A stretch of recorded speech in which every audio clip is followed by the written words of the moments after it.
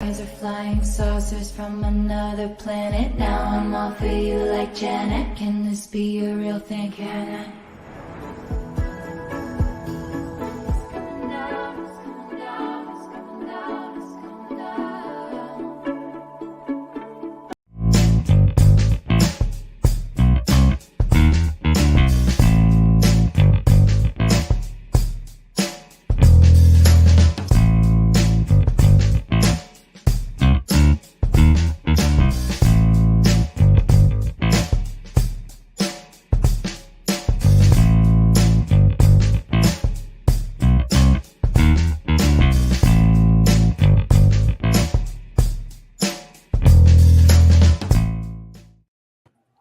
Hello, everybody.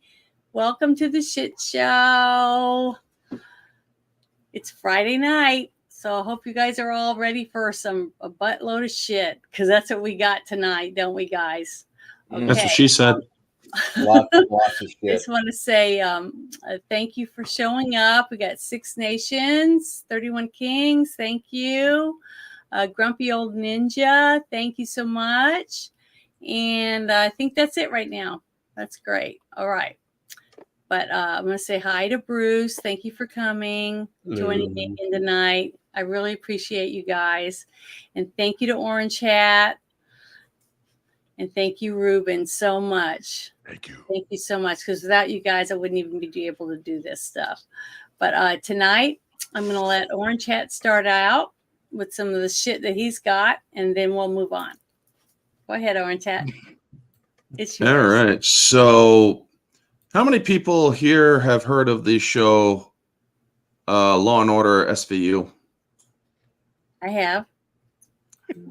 Well, they recently did an episode here, and I'm actually, or I'll share it for you to share the screen. Just give me 1 second. Not gonna need audio, so yeah. Okay, ready? Yep, this is from Newsweek. Mm-hmm. Law and Order. White rape victim speech about black man sparks outrage. Folks, this was an actual episode of Law and Order SVU. And this happened recently, like in the last week. A recent episode of Law & Order storyline about a white woman being hesitant to name a black man as her attacker in a rape case sparked anger amongst conservative users online. An episode at the center of consternation was from the popular spin-off SVU, which focuses on sex crimes, airing January 25th. Truth Embargo saw a white woman played by Romina Dugo sexually assaulted during an incident in a clothing store. When questioned at the hospital later, she initially claims to not have seen the face of her attacker, despite being shown footage of the suspect removing a mask before entering the changing room. She later admits to having hesitancy about giving testimony about her attacker, a black man played by Mikey Cooper, citing the systemic racial inequities in the American justice system. So, yeah, she's inconsolable, the character's partner tells detectives at one point. We're acutely aware of the systemic inequities that exist within the criminal justice system. Well, I can't deny there's a history of racial bias. The main character, Olivia Benson, played by Mariska Hargitay, it's certainly not a perfect system, even though the woman is ultimately convinced to testify about the incident and name her attacker. The episode sparked outrage from several conservative users on X, previously known as Twitter.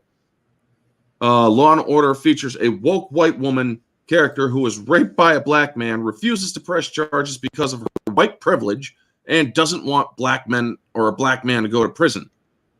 Unlimited L's wrote posting another claim showing, or user claiming the show was saying, even if you get raped, you shouldn't seek justice if you are white. That is basically what this show is saying, folks. Another said, I used to love this show. Now it's a steamy pile of shit. Woke racist rape victim felt zero responsibility to keep other women safe from a rapist because the guy or the black guy was too stupid to understand how wrong rape was. I mean, blunt, but I agree. White people are privileged, so they shouldn't seek justice for rape. Another user going by Paul wrote. I wonder if it's any relation to the gray alien named Paul. Most of the anger posts did not note the context in which the woman agreed to testify by the end. Newsweek reached out to Wolf Entertainment via email for the comment.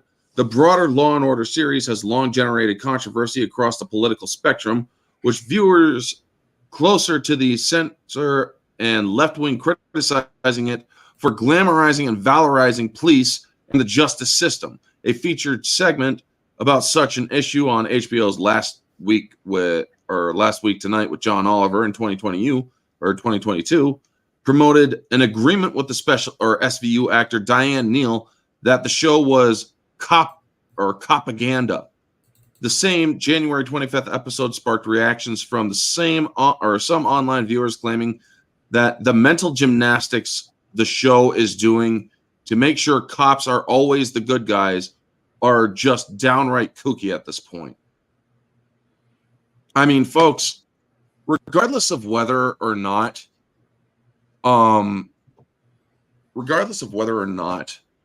they are saying that or they had justice served at the end of the show, it's the fact that they even put this narrative that is disturbing in all facets.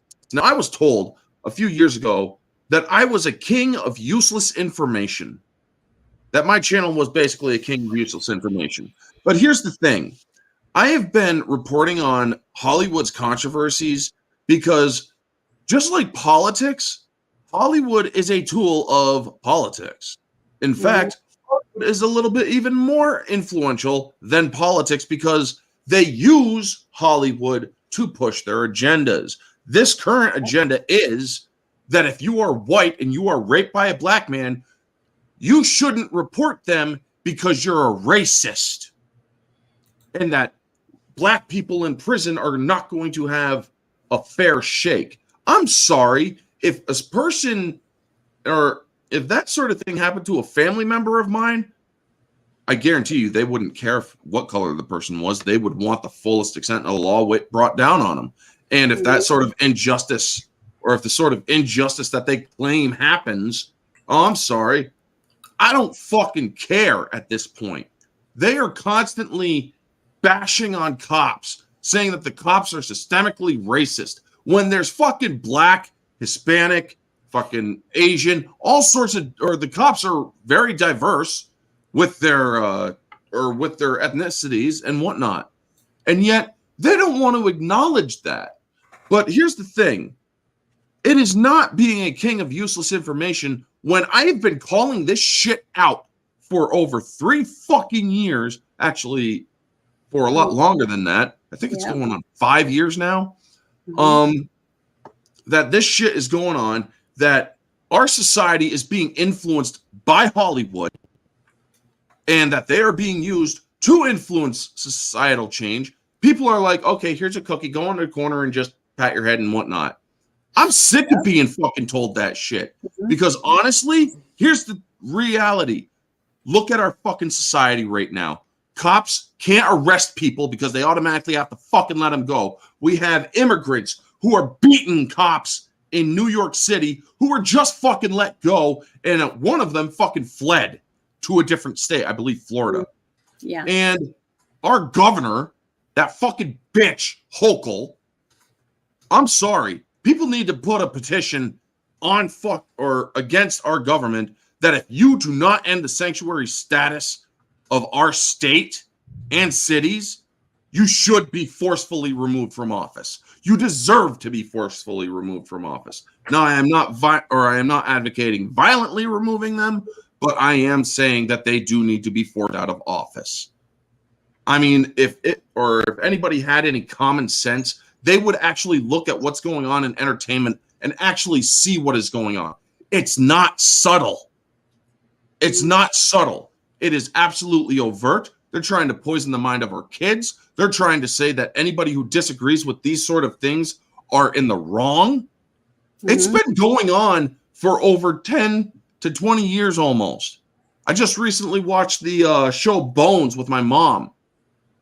They had a good stretch of good seasons, but as soon as they got to season 10, they were starting to get overtly political, start saying, oh, these guys are right-wing nuts and whatnot, and it absolutely started taking me out of that show. I am seeing shit going on in a show that I'm currently watching, Castle. One episode in season 5 is, or currently pushed the conservatives are evil thing. Not freaking happy about that. I am so sick and tired of all of these entertainments or shows and whatnot pushing this shit, because they want you to know that if you are conservative or you are right wing, you are in the wrong. And that alone proves that what I am reporting on, when I report all the crazy shit going on in Hollywood, that I was actually right. And the people who call me kings of useless information, and the people who say, well, here's a cookie, it's not as bad as it really is. Bullshit. You guys fucking let this country go to shit. I've been saying that maybe people need to speak out a little bit more. People need to fucking write their Congress people and whatnot. And because of that negligence that they didn't fucking do, guess what? Our fucking society is going down the drain to hell in a handbasket, and somebody just fucking cut the rope. Yep. We are freaking failing because of the negligence of society, because, we don't want to get rid of entertainment. It's our only escapism. It's no longer escapism. Yeah, it stopped being that years ago. Exactly. And I'm sorry to say this, folks, but you fucking let it happen. You fucking let it happen. You're still giving fucking money to Disney. You're fucking going out and supporting these fucking movies in theaters. And guess what? It's like, it's a little bit of escapism when we get together. No, it's not. They're basically saying if you are a conservative, that you are a fucking asshole. And you still go to the theaters to give them fucking money. You're still freaking paying for those streaming services. And guess what? You are the actual fucking idiots. You are the actual fucking retards, because you are not realizing. Instead, you're just fucking sleepwalking through reality. I've been calling this shit out for fucking years, saying that this is what they're going to do. Back when I did the fucking thing about cuties, I called it out. They're going to start trying to normalize fucking pedophilia. Look at a movie that's getting freaking award nominations called Poor Things. It's about a woman who has the mind of a child, a brain of a baby, who becomes a fucking nymphomaniac. That's literally pedophilia light. It may be an adult body, but it's still the fucking mind of a child, and they become sexualized. And yet people are like, oh, you're just looking too much into it. No, this is actually the shit going on. But people don't want to fucking call it out. The sad truth is, unless it lands in their lap and it's their kid or it's them, they don't care. So how do we fix it? How do we stop these people from doing it? The only way to do it with your money. Stop the money. That's right. Look what happened to Bud Light. Look what happened to Bud Light. That was the greatest display. See, it worked. It still needs to happen. I'm sorry, but Bud Light, just because fucking Trump and because fucking Kid Rock say, oh, we don't need to boycott them anymore. We gave them a black eye and they learned their lesson. No, the fuck they didn't. They never apologized. They never apologized. The thing is, it works. And me and the rest of us people can do something about it by not spending our money at any of these places. Don't go to Disney. Don't buy Disney stuff. Don't go to movies that promote this shit. Don't watch TV shows. Don't buy music that promotes this shit. Don't play video games that say, okay, have sex with animals and shit like that. Stop spending your money on these people, because that's the way you and I can take back what was ours once. Entertainment. Watch old movies, spend our money doing the stuff that we've enjoyed. Old music, whatever. That's I mean, at least back in the fucking 90s, or if they did have any sort of actual agenda, it was so subtle that you really wouldn't pick up on it unless you were learned. Mhm. I mean, But the thing is, back then they were still doing that. Any military movie and yet it came was out, still subtle to the Was- point where you didn't notice until years later.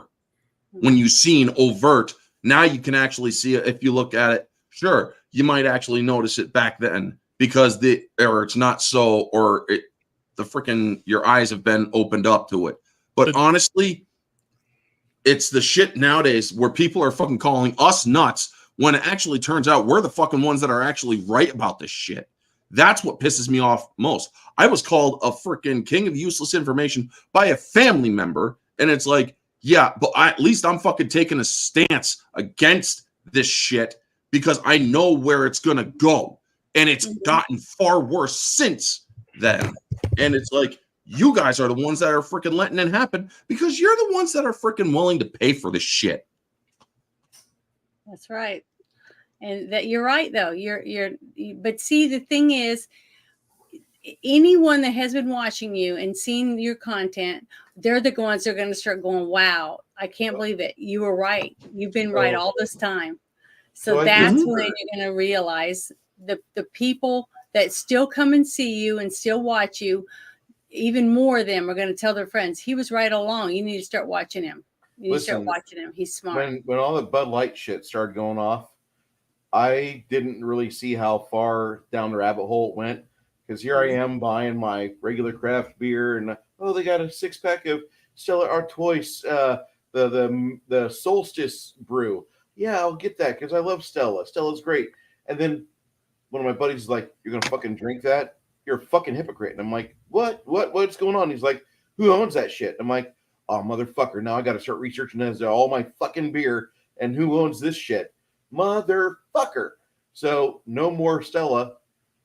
Fuck, like 3/4 of all the fucking beer I drink, I can't drink anymore because they're all for purple hair fucking screech harpies, and I can't fucking tolerate that. I want to fucking choke that movement and see it just like, go away. And I don't drink Bud Light or any of that garbage. I like the actual lagers that are crafted pretty well, but I can't, in good faith, put money to these people. Yeah, And I haven't given beer. money to Disney. I haven't given money to Amazon. Why the fuck can't I do the same with my consumption? Hey, Kathy. So I want to be disciplined and not fund people that hate me. I'm a fucking red-blooded American male. I love waking up with a hard dick every day, and I enjoy staring at a woman with beautiful, beautiful assets. And there's nothing wrong with that. And I should not feel shame for the biology I wake up with every morning. I think this is great. Flitty in the chat, over 70% of all the products we use daily support the trash, probably closer to 90%. Well, here's the thing. If you really want to fucking make a difference, people are just going to have to freaking sacrifice some of our fucking luxuries. I'm sorry if it freaking cuts in on your ability to watch TV and shit. I'm sorry if it fucking cuts in on your ability to entertain your kids. Maybe your kids need to be a little bit more aware of some of the stuff that's going on in the world. Not outright aware of the more explicit stuff, but they definitely should be aware that these things like Disney is not good nowadays. The Disney back then is is more acceptable. However, there is a little bit of iffy stuff here and there. However, that stuff wasn't corrupted by today's narrative in which they want to sexualize children, teaching them it's okay to be this or that. That's up to the fucking parents. Instead of putting your fucking kids in front of a damn TV, start teaching them your goddamn self. The TV is not a freaking parent. The TV is not a fucking babysitter. Play games. Board games. Do board games and shit. Play to board freaking games, cards. And you can also, this is one thing that I do whenever I'm having a problem with a certain company or whatever, but I really want something like one of my kids might want a certain shirt with a certain band on it or certain things like that. Guess what? That's right. You go to secondhand stores. You're not giving that company your money. You're giving it to another store that's usually helping handicap, the blind, stuff like that. So be more what's that word I'm looking for? Frugal about your money, Why, but Janet? also help people that need it and give your kid what they need and want without giving the big nasty corporations your money that you work hard. Yeah. To be completely, I need to interject here. Okay, go ahead. You guys like a music band. You guys like somebody that just got signed on by insert woke music producer. We don't give a shit who that is, but they're a band that you like because they sing about American values or they sing about things and they're getting money because they fucking sell whatever it is. But if you buy any of their merch, you're supporting the China bullshit. You're supporting the big faggot industry, as I call it. And I don't really give a shit. But what you can do is you can go on your Bing or on your Google or on your freespoke.com, whatever search engine you use, go on the images, find your favorite image of said company. Take image, turn that to a JPEG, go down to your nearest t-shirt creation shop if you live in a bigger city, or if you don't, find somebody online that will make you custom t-shirts, find out if their politics are aligned with yours, and voila! Why can't Alberta? You can do it yourself. I can get a picture right now of one of my kids and print it on my printer using a transfer that I bought at the store, and it prints onto that with the special stuff. And guess what? I got an iron on. So you can make your own t-shirts. For make your own. Like, what is the problem with making your own clothing? Nothing. Yep. Every woman I know has a brother. I sew stuff. Every woman I know has a brother sewing machine. Mm-hmm. Here's the thing. Albert Nada or Retro, they were doing that even before Thor Love and Thunder. They were doing that in freaking Captain Marvel. Is this it? Yeah, that one. They were doing shit, in Captain Marvel where they had no, I'm not talking about the Marvels. I'm talking about the first Captain Marvel during the Infinity Saga, where they had Captain Marvel in a deleted scene that had the effects finished and all. And that tells you right there, that was a scene that was meant to be in the film, but was cut due to pacing and whatnot. They had her commit felony assault on a person simply because he was an asshole. I don't care who you fucking are. You do not have a right to crush and break a person's hand just because they're being a small little bit of an asshole to you and a little bit of sexist. I get that. There's a lot of people out there that are like that. But you know what? Just fucking ignore them. That's how I got through life. I fucking ignored all the assholes out there. But now when these assholes when they actually start pushing onto you and getting up in your face and shit, not when you interact with them and actually bring them to you, that's where you're in the wrong, because you're looking for, or you're instigating for them to come to you, which is exactly what she fucking did in that movie or in that deleted scene. She freaking brought him to her, and then she freaking broke his hand and then fucking robbed his ass. Oh, so fucking heroic. But hey, I'm just a YouTuber who's a king of useless information. That's the shit they wanted to teach your fucking kids. That's the shit they wanted you or your fucking daughters to learn, that it's okay to commit felony assault on a person simply because they say, how about a smile? And yet people are like, oh, you're just taking it out of context. No, I'm not. The context is right there in fucking black and white and in color even. And they're saying, oh, you're just blowing it out of proportion. Really? Brie Larson said after she learned how to do all of these moves that the one thing she wanted to do when she left work one day was grab a person by a coat and whip him over her shoulder. Yeah, she wants to commit felony assault right after she fucking learned martial arts. And you all seem to think that I'm blowing this shit out of proportion. And yet, I'm a king of useless information, right? Well, here's what I say to anybody, and I do mean fucking anybody, who says that I'm a king of useless information or that I am blowing all this shit out of proportion or any of that shit. Fuck you to the moon.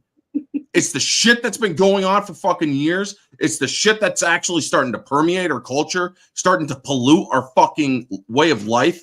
And yet you fucking let it happen because, oh, I'm just blowing it out of proportion.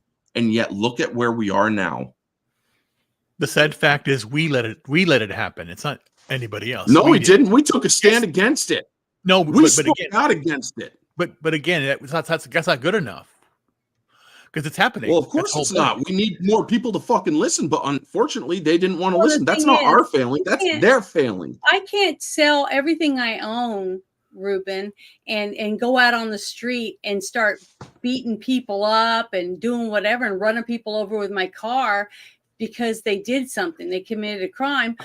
Then that means I'm giving up my rights and all the things that belong to my family just to make a tiny dent because I got rid of one person, when I can do this, what we're doing right now, and reach way more people. But Look, this there's is- 22 people that are watching us right now. So that's 22 people that might be informed by something that we said that makes a difference tomorrow in someone's life because you and I talked about it. You see, instead of me just selling but it everything doesn't and ma- that going doesn't- out and It Well, doesn't it's matter not either. only that, they But see, also I have to believe be. it They also matters. have to speak out about it to other people as well, or actually say, go to this person's channel, take a listen to what they have to say, because you might actually be informed a little bit. And also to address another comment of Albert, he agrees with the Captain Marvel stuff, but yes, the Thor Love and Thunder stuff was also freaking blown out because Zeus strips Thor, and the ladies are like, shouldn't we stop this? Nah, I'm enjoying it. Yeah, because they just looked at a man get literally sexually assaulted by a god. Or Thor get sexually assaulted by Zeus by having Zeus strip him down. But hey, you all love to fucking complain, or all these fucking women out there love to fucking complain about being sexualized. Alyssa Milano, Tori Wilson, and yet they're all like, oh, I was in tears and all this shit. Why didn't you fucking say shit when the shit was going on? Mm-hmm. No, you waited until you got your fucking millions and then you fucking spoke out about it. You waited for that fucking check to clear and then you fucking said something about it. Don't ever fucking say that you are a victim. You're not a victim. You're a perpetrator. If a woman doesn't speak out when something happens to her, it sets it up for the next woman to be injured by But that poor same Alyssa Milano needs just- money to send her kid to We the can't do that. Cooperstown, the Do that. baseball But I want thing. all this. What you just said made me think of something, and I wanted that I saw today, and I want to share it because this is the kind of stuff that really pisses me off. So hold up for a second. I got to figure out how to do this again. Share screen. I think it's this one, but I think this is it. Yeah, this is it. I'm gonna share this. I want you guys to see. Can you see this? I'm gonna make it a little bigger. Mhm. Your kid. Now watch Oh yeah, this. that too. Okay, have you seen this? Oh yeah, I saw it. I saw it. Watch this guy. Yes. Watch his dad. This is the dad that decides the more he does, the more pissed off he gets. But this guy just walked up and punched a small child in the face for Mhm. no reason. And this father is taking his shit out on this guy, which is what he No. should do. Well, I just wanted you to see that. This is a Oh this yeah, I saw happens. this on Twitter. This Yeah. shit happens all the time what was in the our reason that the country. guy punched him? That the guy punched the kid. Why did he punch that? We don't know. Does it matter? What difference Does it fucking make? matter? No, I Does it wanna fucking know. matter? I want to know because did the kid say a microaggression? Did he say hello, sir? What did the fucking He kid do? probably I'm didn't even say curious. anything. He was just walking through the store in front of his parents. By the And looks this of it, guy that kid punched wasn't him. even looking at that guy. No, I don't even think the kid even knew he The was thing there is until the fucking that punch landed. We are the parents. We are the only people between our children and those sickos. Okay. And what that father did is anyone in this chat or on this board right now, this panel, the person would we say, oh well, the guy was just mad. He had a bad life. He's just having No. a bad day. None of I us don't would. fucking We'd care. all go up and say, what the fuck? And we'd punch the guy out. Whip that shit. I mean, Or here's the worse. thing. I was actually, or they ask you in that post, what would you do in this situation? And I was completely honest. I said, my first knee-jerk reaction would be to kill the man. However, my second or my more reasonable side would be to grab the man, throw him to the ground, and give him a freaking hit, at least one, and then hold him to the ground and call the cops and have I that man saw that- arrested for I saw felony that assault video against a minor. because you posted it, okay, and I reacted to it, and I said, if I was that mother and I picked up my kid, I would have been stomping that guy's face in when my husband dragged him back over there for Where's the doing kid? that. I to my wouldn't- drag kid. him out. I would, fucking or the camera. mother was in the right by No, getting the kid fucking away way from I it. wouldn't have kicked that guy in the face. I Mother was right to so get her upset. to get her I child saw away that from when I there, saw that so video. the kid didn't have to see it. Good capture there, Orange Hat. That was a good fucking thing you shared there. Mm-hmm. Yeah, I mean, I'm everything so- you talked about is exactly what I wanted to do on this show. I wanted this show so that everyday people that don't have time to look through the internet or don't have as many friends as we do that see so many different things could see things that are going on right now in our country that we may never have known, like Kathy in here or American Bob or any of these people that are in our chat. Okay, they might be working all day and not know about some of these things, and that's why it's important to me that we do what we can to share this kind of shit, which is shit. That's why it's a shit show, with other people, so people can have their eyes open and go, my God, where are we? What is going on with our world? And if we don't do something and stand up and say, F this shit, we're not putting up with this shit anymore. We're going to fire all these assholes and bring in some new people that want to freaking do something to save our country for our children and our grandchildren, our great-grandchildren. What are we We need leaving? more proactive people. That's right. And this is how you make them. I'm telling you, that woman that was just standing there, the worker for that store, she saw what happened, and she saw the dad beating the shit out of this guy. And she didn't go running and call 911. She just was just standing there going, well. She was probably He's a wondering what the fuck He happened. deserves to get his ass beat. I mean, that's exactly what I would have said. If I worked there, I would have said, hey, back off. Don't call the cops yet. Give this dad No, I some would have time said, to get I shit out. have actually called the cops because I wouldn't have wanted the parents to go too far. I mean, yes, they are Well, within I don't every think right he to was gonna protect go their too far. child. He seemed calm. They're He they're was within doing every something. right to protect their child, but it's not up to them to kill the I didn't person see unless any that person excess actually killed the abuse. kid. Well, Now, yeah, he didn't. Soy-based Never Jeremy know. about what Alyssa Milano did. She basically said that she put out a freaking GoFundMe for her fucking kids' baseball. Yet she's fucking rich enough to actually fund the fucking thing herself. When people she's just as fucking stupid as The Rock and Oprah with the whole freaking Hawaii shit. And it's like, people are fucking suffering in the United States. Do you really think we have time to give your fucking kid money for his fucking baseball when we can't even fucking afford gas and food half the time? What the fuck is wrong with you, Alyssa? Or Alyssa, remember when Alyssa Milano basically said that she loved her Tesla, then she went, then when Elon bought X, she can't support X. I'm gonna get a Volkswagen instead, which the Nazis made. It's like, fuck, are you fucking stupid, It's man? hilarious because they're dumbasses. They don't think about it, and plus they're self-centered, and selfish. When you only think of yourself, you don't give a shit what the consequences are for anyone around you. That's the problem. Is that I give a shit, and that's probably why I'll never have anything, because I want to help other people. And and my life might be in shambles, but I don't care. It makes me feel better about my life when I can help others. I mean, that's Mr. my life.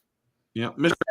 33. The second civil disobedience. You're talking about a second civil war. Yeah, they've been pushing that shit for a while. But we also have fucking assholes like fucking Tim Pool and shit. Yeah, he may be informative on other things, but the dude's a fucking retard because he actually wants that shit to actually happen because he can then further fucking profit on it. And yes, in a way, him saying Civil War, World War III, all this shit happening, sure, there is a real fucking possibility it's going to happen. But honestly, dude, you're fucking making money off of it. So that actually kind of says that you're a fucking war profiteer because you're also fucking making money off of it with your channel and shit. And it's like, oh, Civil War. Shut the fuck up. You don't freaking get points by panicking everybody. Because eventually somebody is going to do something stupid. They do it all the time on the fucking left. And a lot of people aren't going to make it through it either. A lot of people are unfortunate. Be so happy to see people die. You know what I mean? He's giddy. He's giddy about it. But here, I got something I want to show you guys. This is a sheriff, and I want to show you guys this sheriff. Can you see him? This is good. This is really good. Yeah. All right. Now I see it. This, because what he talks about is leading into exactly what Tucker and his guest Brett talked about. So let me make it big. I remember about a month ago, I put out a video saying that when many of these illegals are getting processed, or people claim that one, they're getting a cell phone, they're getting a plane ticket across this country, and then even getting gift cards. Some of them even getting cash. Well, the media went to work really fast to try to debunk me and say that I was putting out false information. Verify said it was false information. Well, this is just one of the reports we've seen recently. Now the UN is saying that they were handing out up to $1.6 billion through NGOs to illegal immigrants for things like gift cards and cash. Gift cards like this. We find these all over on the other side of the border and on our side of the border. And we find them with the folks that we pull over and stop that have entered this country illegally. So once again, I'm here to remind you that the information that the mainstream media feeds you is what's false. And that's another thing. The mainstream media, there is honestly a real freaking argument, an actual real freaking argument to be made that the mainstream media is not protected by the First Amendment under specifically freedom of speech. Because if you have paid attention in the last few months, in fact, over the last few years of the Biden administration, you have seen that the Biden administration has made requests to the media, more like actual orders to the media, that they are not to report on certain things, and that the media actually does what they're told. So that right there tells you that the media is an unpaid employee of our government. And I'm sorry, but if you are an employee of the government, that means you are not a part of the free press. That means that you are not you are not therefore protected by the freedom of the press. You are therefore an actual government entity. You have rights to free speech, sure. But honestly, if I was president and you tried that shit with me, I would say you are not, or you have every right to ask whatever question you want and to report on whatever you want, but you will not be, or I will not be taking questions from you or your organization until you do a few things. One, admit that you've lied so many times. Two, admit that the country is not a democracy. In fact, it is a constitutional republic, and also apologize to your viewers for lying to them. Three, you also need to identify that we are a republic every time you want to ask a question in the White House press briefing room. Otherwise, you will not get the opportunity to ask a question. I will be, and also people who are media on YouTube, like Black Conservative Perspective, and people even like Liberal Hive Mind and whatnot, maybe even Tim Pool, sure. I'd actually give them White House briefing or press brief packets. I'd actually give them also White House brief or press passes because they are actually more objective. Yep. Even though, yes, they do have bias, but they are also more objective as well, because you hear Black Conservative Perspective saying we also need to get rid of Republicans as well because Republicans are fucking up too. You see them always saying this shit, and guess what? They are way more objective than any of the freaking racist and pieces of shit on MSNBC, Joy Reid, and other fucking assholes on CNN and also ABC and CBS. They are all fucking bullshit, freaking biased losers. And honestly, Trump was right. They are the enemy of the people because they are literally calling you fucking losers, fucking traitors, fucking insurrectionists and whatnot. They're fucking lying. We already know what the truth is. The truth is available to the fucking public. Make up your own fucking minds, but at least have the dignity to think about it objectively before saying, we don't care what they show. Well, I agree with you. Orange Hat, you are really spirited tonight, man. I love it. Well, this is why I wanted. I had a tipping point. I knew what he was like. I've met with him many Could have times. been because of the fact that could have been the fact that Carl Weathers died on my birthday, which kind of pissed me off a little bit too. Yeah, that was really sad. But he died in his sleep, so that was one good thing. If I died yesterday. Yeah.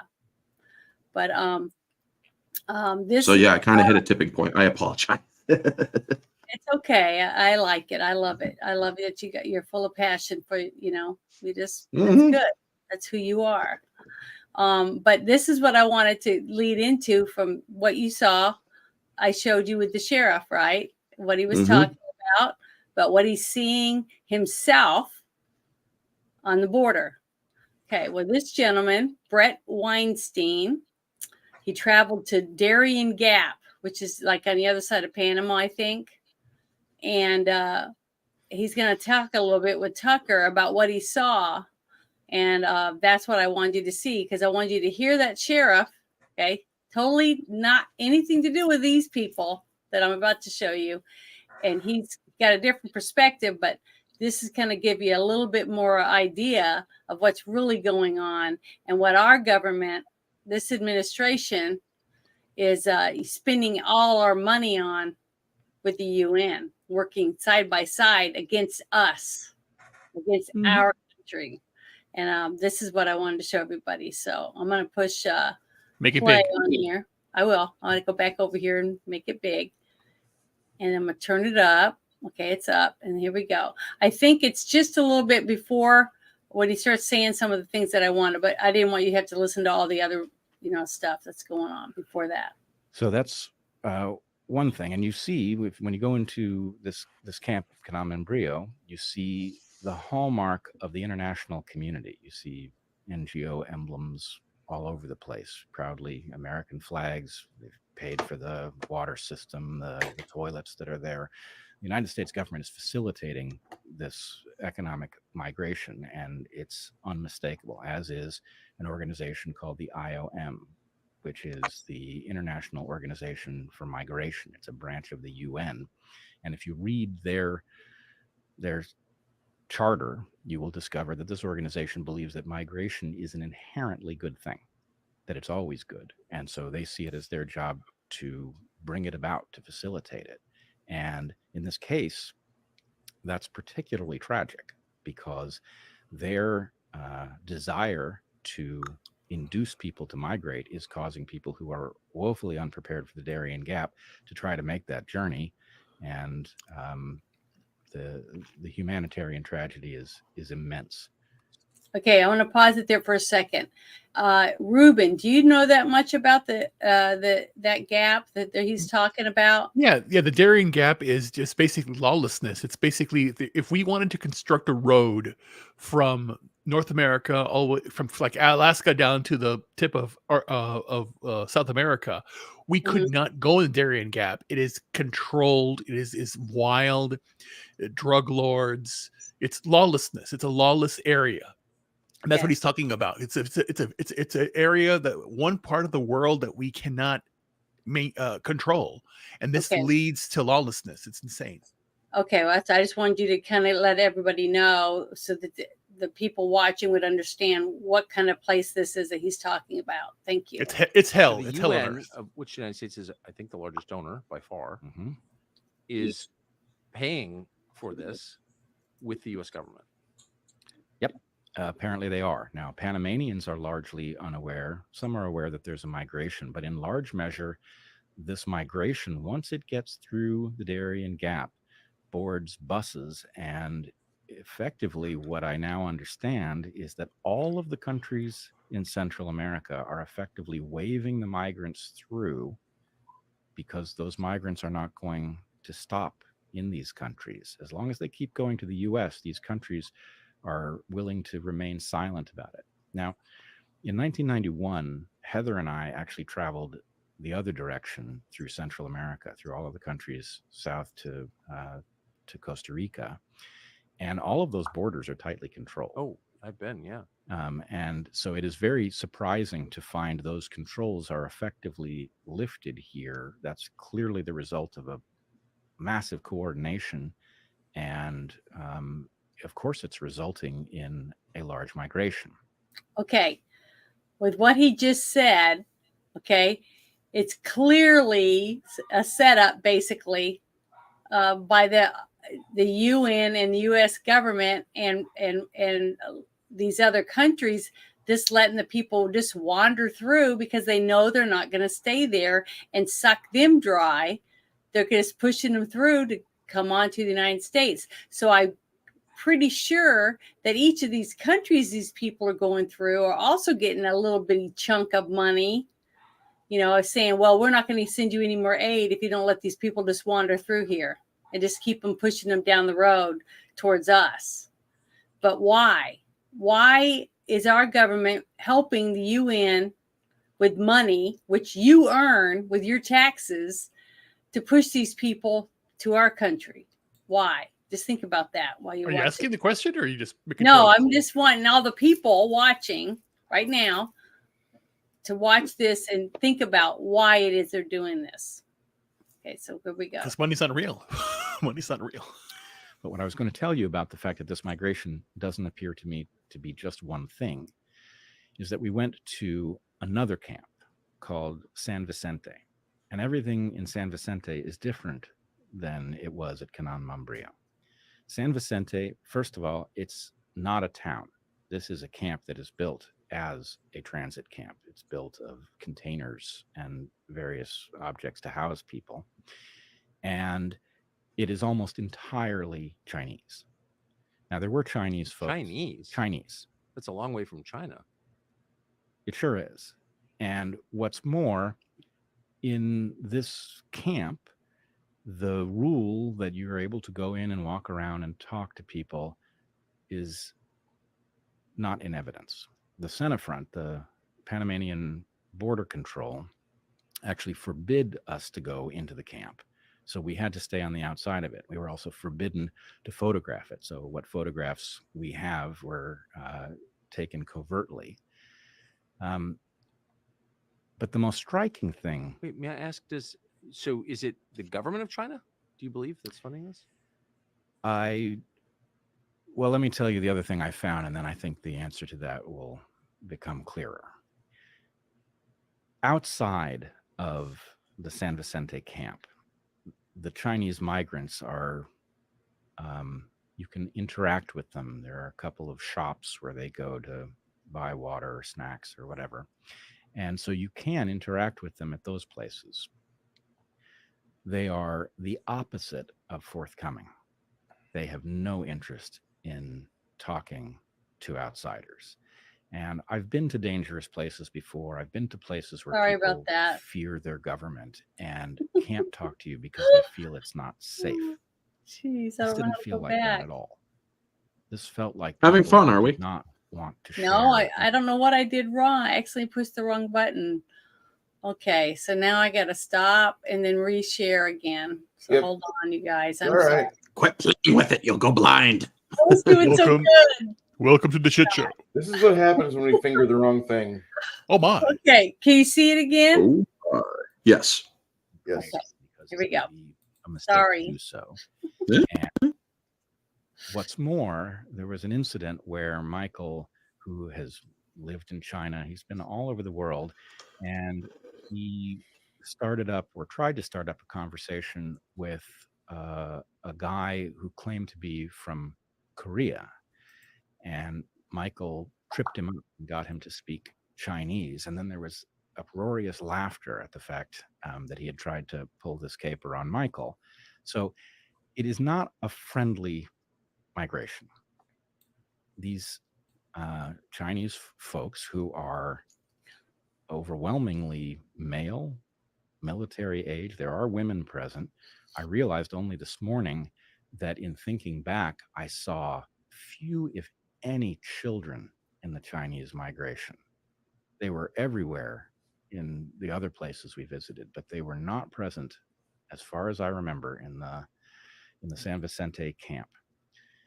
So what I have pieced together, and this is a place where I'm going to speculate. This is a hypothesis. This is not a conclusion.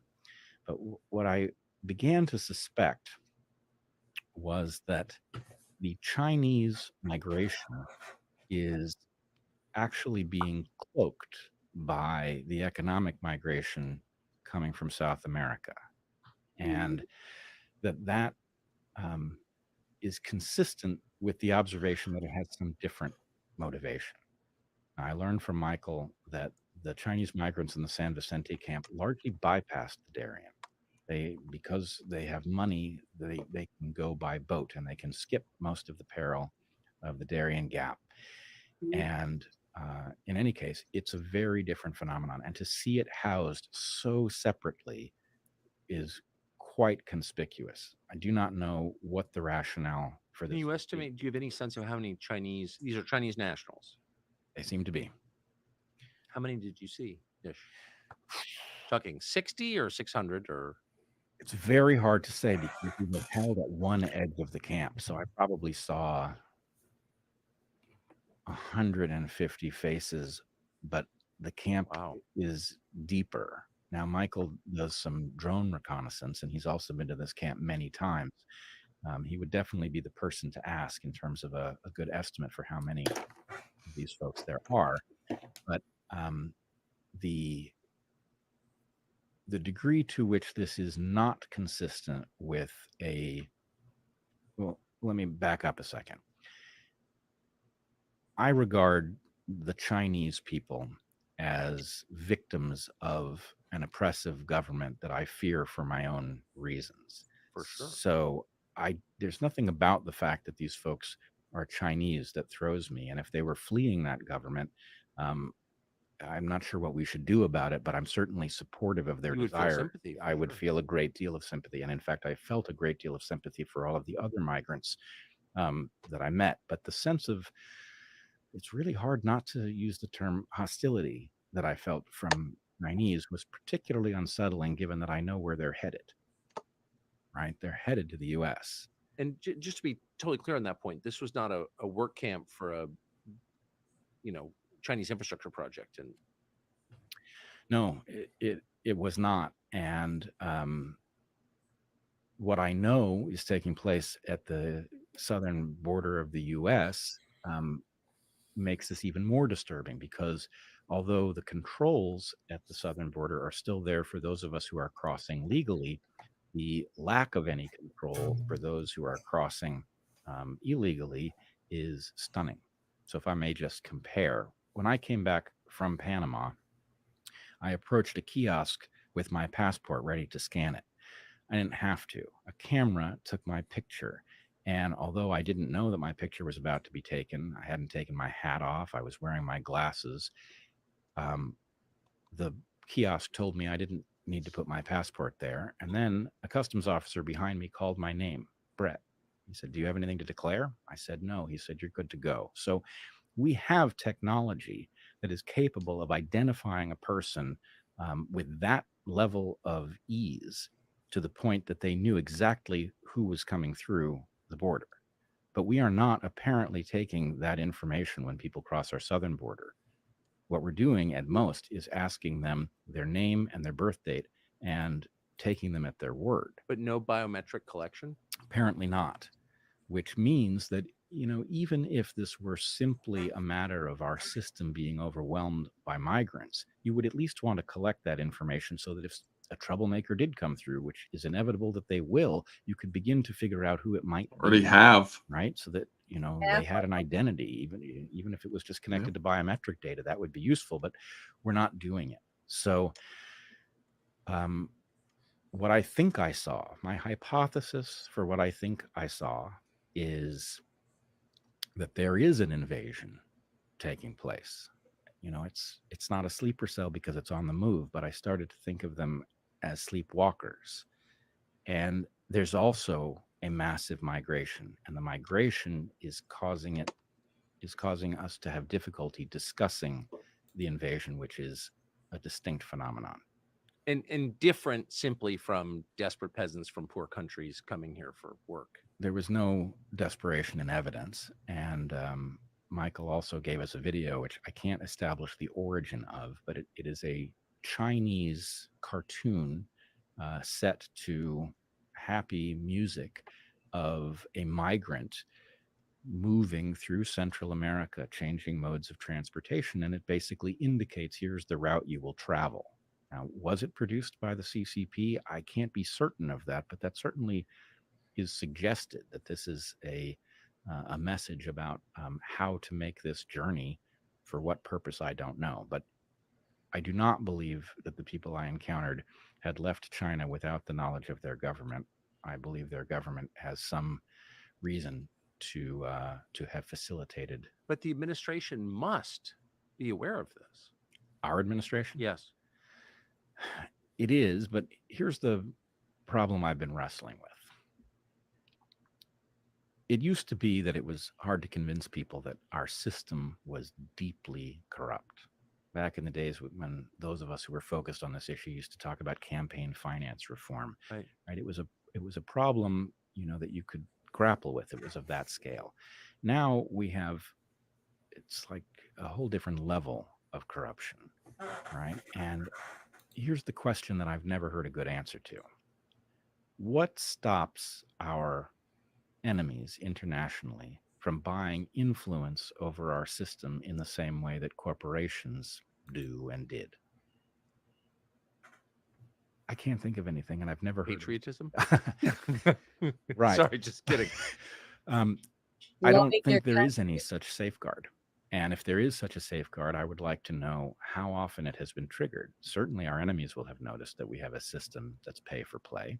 And it's certainly, I mean, it's perfectly in keeping with Sun Tzu. At the very least, it would be far cheaper, easier, safer from their perspective to persuade us to harm ourselves than to go to war with us. So again, I don't know. I'm a biologist. This is not my. I already put one in there for you. The study of biology is, right? It is, and unfortunately, this is the most parsimonious explanation for what I've seen now, is that somebody has persuaded us to endorse a policy that is decidedly not in our interest. And I will also say that I've become aware in the process of doing this that the Chinese have a rather famous plan for the world called the Belt and Road Initiative. Yes. In which they have scoped out where the resources are and how they're to get from one place to another. What many people who know about the Belt and Road Initiative don't know is that they have also, the Belt and Road Initiative is largely about Africa and Asia. Yes. But apparently there's been a considerable amount of thinking in China about how Belt and Road would work in the New World as well. And it's in full operation. I mean, St. Croix, which is an American protectorate, St. Croix next to, it's American Virgin Islands. Its road system is built by China. There you go. And there's an awful lot of investment in Panama.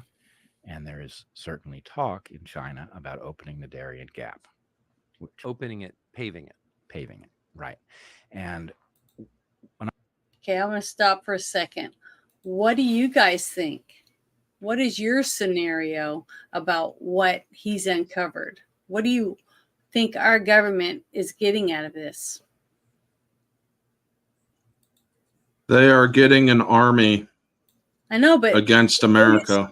They destroy us. Okay, they get rid of you and me because we are too patriotic, we're too freedom loving. Okay, and they kill all of us freedom loving people.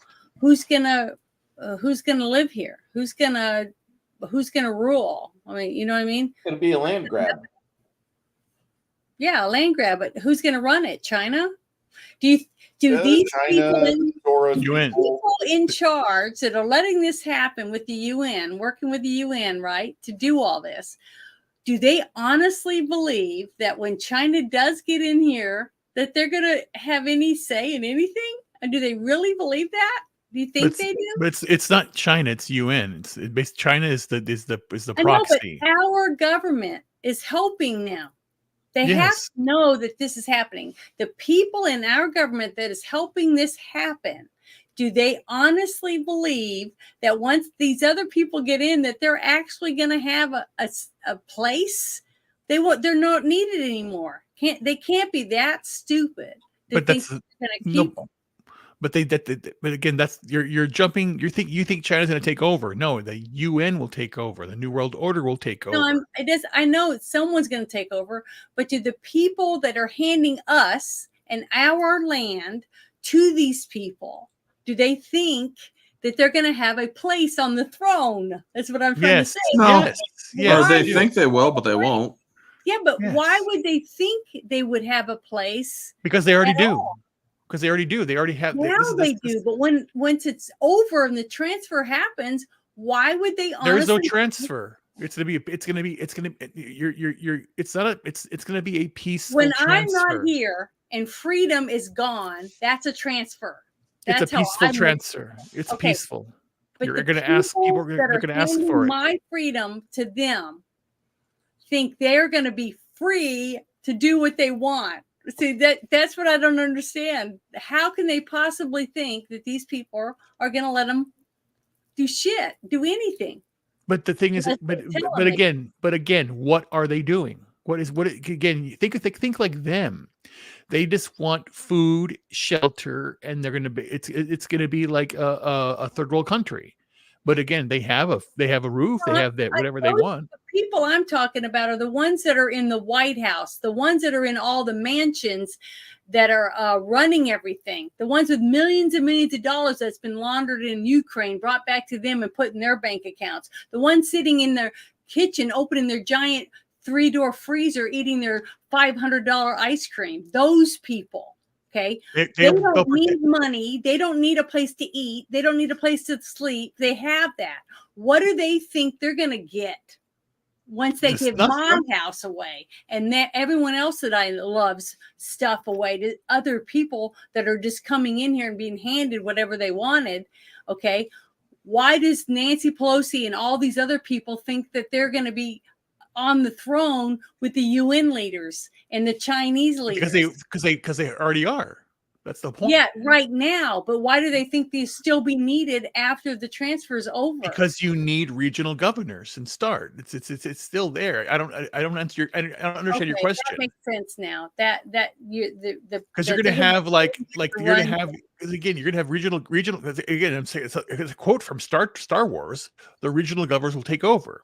You'll have like like Texas will be broken up into like San Antonio region, the South region there, Dallas region. Houston will be a region, and you'll have like martial law for your protection. It's like the V for Vendetta. For your protection curfew, because again, there's going to be all these attacks going to go on, and every attack that's going to happen is going to be blamed on the outliers, the anti-vaxxers, the conservatives, the far right. Like they're already doing it right now. The FBI just put a report out just about 2 days ago of the rise of right-wing supremacists that want, and it's insane. Yeah. Remember when Tucker did that other show that we had on here that we talked about, that we're being followed when you fly in the air or you go anywhere, you got marshals following you. Yes. Okay. Well, that's because air marshals are always on every flight. No, I mean, they're taking certain flights with specific people on it because we are the terrorists. We are the J6ers. We're the ones the problems. Yeah, we are. We're not going along with the program. Yeah, we're not the ass kissers, so they want us gone. Right. And the thing, and again, you got to remember something. In China, they already had the system, and the system is coming here. The idea that they have, first off, you have to be part of the party. Once you're part of the party, you can do anything. So the party, Communist Party there, the equivalent is the Unit Party here. You have to be, you're either one or the other, but it's by name and only. They were all corrupt. Then the influencers. It's true they have influencers. In China, it's extremely big. They have their version of TikTok, a version of X there. They have their own social media platform, and they push how to dress, what to wear, what looks good, what to buy. And it's the same thing here, but it's on a mass scale. And Carlin said it best. George Carlin said it best, where you basically said, yeah, you go to the store and you have the illusion of choice, but it's all from one company, Archer Daniels Midland or another, or, and again, everything you buy it from, like remember, we went through this during the pandemic, where if you wanted to buy something, you bought it from Amazon. If you wanted to go, well, not even that. Again, Amazon. I say Amazon because Amazon's bigger than Walmart now, and Walmart's closing down because again, Amazon's taking over. So it's a big, large corporations doing it. Like right now, most people, what's your phone? Is it Apple or Android? You have two choices. Who are you picking? Republican or Democrat? But again, no, don't do that. Go somewhere different. Like me, I just totally don't do it. I say, screw this. I'm not going to follow your whole bullshit. I'm done. It's crazy. Okay, well, I'm going to push play. Another thing that Michael showed us, which it's maybe the most surprising thing I saw, is a bridge building project at Yavitsa, which is the town at the very end of the Pan American Highway in Darien. So there is a massive bridge being built. Not a bamboo and vine bridge. Oh no. This is a massive concrete and steel highway bridge being built over the Chuquenake River into the Darien. What's on the other side is impenetrable jungle and a few villages. This bridge does not make any sense. So, any idea who's paying for that? Us. That is much less clear. There are no signs. Most people in Panama are completely unaware that any. That's why they're laundering all this money through crowd signs as there are in the transit camps. I will say, we spoke to the foreman of the project. I mean, the project is actually pretty impressive. It's a construction site. Nobody's standing around. They are building a bridge, and they are doing so impressively. Do the workers seem to be local Panamanians? They do. The foreman was Panamanian, and we asked him what the purpose of the bridge was. And he didn't know, but he speculated that it was to bring yucca from Darien, from the villages on the other side, into Panama. That's a low margin agricultural product for those who are watching. It doesn't justify a steel reinforced bridge across a river. There's nothing about this that makes any sense. I mean, yucca, it's like a potato. Yeah. It grows all over Panama, indeed all over the world's tropics. There would be no reason to grow it in Darien. In fact, there are very good reasons not to encourage more of it to be grown in Darien, given the priceless habitat that will be cleared to grow yucca there for no good reason. There's lots of better places to do it. So what I was left with is the sense that there's a bridge going in, and it has a purpose that has not been shared with the Panamanians. That purpose really has to be, as far as I can tell, it's got to be one of two things. Either this is about bringing lumber out of Darien National Park, which would be obscene. Cutting hardwood. This is priceless hardwood. Yep. That is in part still standing because it is such a difficult jungle to access. So it's possible that somebody has targeted that wood and not told the Panamanians, and they're building this bridge for that purpose. But the other potential purpose is that they're intending to finish the Pan American Highway through Darien. Which is something that would certainly need to be discussed to be reasonable. Now, in the aftermath of our trip, Ann Vandersteel put up a video sharing just a view of this construction site and her perspective on it.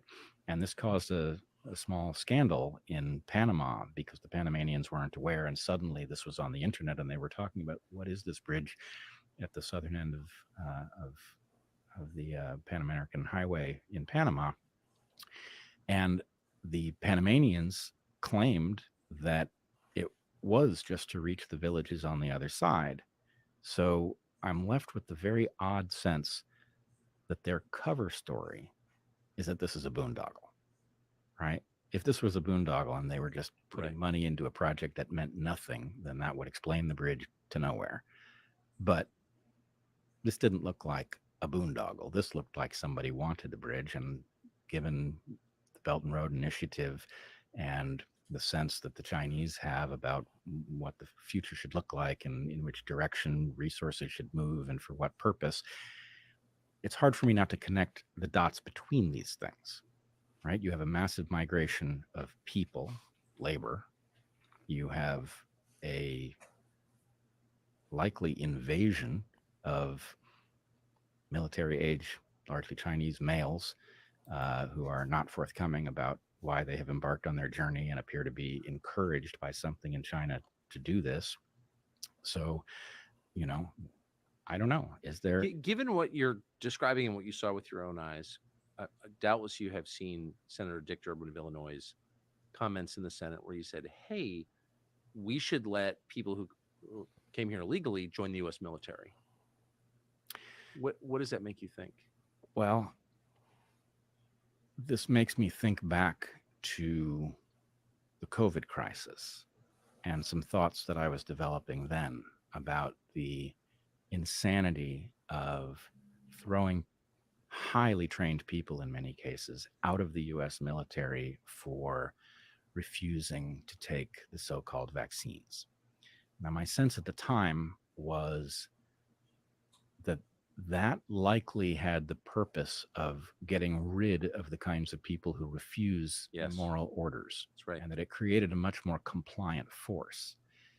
Now, what happens if migrants are given citizenship in exchange for military service in the U.S. military?